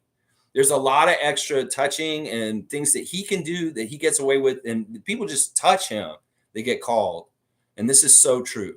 And we've seen it against us many, many times. Yeah. I mean, I agree. He's an asshole, and he is very angry, and he's very biased, but there's a lot of truth to everything he's saying. And that's just true. All right, let me do a wrap up here today. All right, Jill, thank you for the Raptor heads. Let's see. Did I forget anything I wanted to talk about? Let's do the birthdays. Did I do the birthdays? Oh, yeah. It's Leo Routen's birthday. Happy birthday, Leo. We love you, Leo, our guy. Raptors 905 lost last night by almost 30. It was a 28-point loss to Westchester Knicks, a very bad team. The three stars of the game were Javon Freeman Liberty, Mo Gee, and Kobe Simmons. Honorable mention to Kevin O'Banner. The Raptors are playing the Kings tonight, so get ready for that action. The injury report is as such. The Kings have a couple people on their injury list. Kevin Herter is inactive for today's game. Sasha Venchenkoff is questionable, and Trey Lyles is out tonight for the Kings. The Raptors on their injury list, we've got the same names pretty much with Emmanuel Quickley added on. Emmanuel Quickley out for personal reasons today. DJ Carton out with his ankle. RJ Barrett still away for personal reasons. Chris Boucher, Jakob Poeltl, and Scotty Barnes still dealing with their injuries recently. So they will not be playing tonight also. The referees for the game tonight, we got Mark Davis as our crew chief. He favors us. JB DeRosa as the second ref. He favors us. And Nate Green, he favors us also. So all three of the refs favor us against Sacramento. Of course, Mark Davis, famous for a Sacramento robbery 10 years ago against the Raptors. So hopefully he's going to try and balance it out, but in some ways we don't want to win. So Mark, if you're going to screw us over, go ahead and do it tonight. Might as well. If you have a Yahoo Fantasy team, get it all set up and ready for this week. David and I are already interlocked in a battle. He's winning against me right now by just under 50 points. So I got to try and make up some of that margin tonight. And the Raptors freak Yahoo Fantasy Basketball League. All right. Thanks for watching me, everybody. I appreciate everybody being here. And I'll make sure Chris gets the classic card of the day points. And I'll add those all on there. I'll be back tomorrow with reaction to the game against the Kings tomorrow morning. In the morning. Yeah, let's fucking go. All right, Jill. I've got everybody's scores down. If anybody else wants to be added at the last second right now with your score for what you think the game's going to be tonight in our competition, get it in right now. We've got 1, 2, 3, 4, 5, 6, 7, 8, 9, 10, 11, 12 people playing right now. Infamous, you want to guess the score for tonight with Sacramento? It's up to you. Put it in right now, and we're just having a little fun contest to see who get it right as close as possible. Seymour did it the best in the last game that we had. All right, y'all. I'll see y'all tomorrow, 9:30 a.m. Thanks for watching, and Raptorize your day. I'm going to work out now and eat my breakfast and get ready for the Kings game tonight. Let's go, Raptors. Beat the Kings, or maybe not. I'm okay and open to anything. Let's just have a good competitive game. Play hard. That's it. Let's go, Raptors. Let's go, Raptors.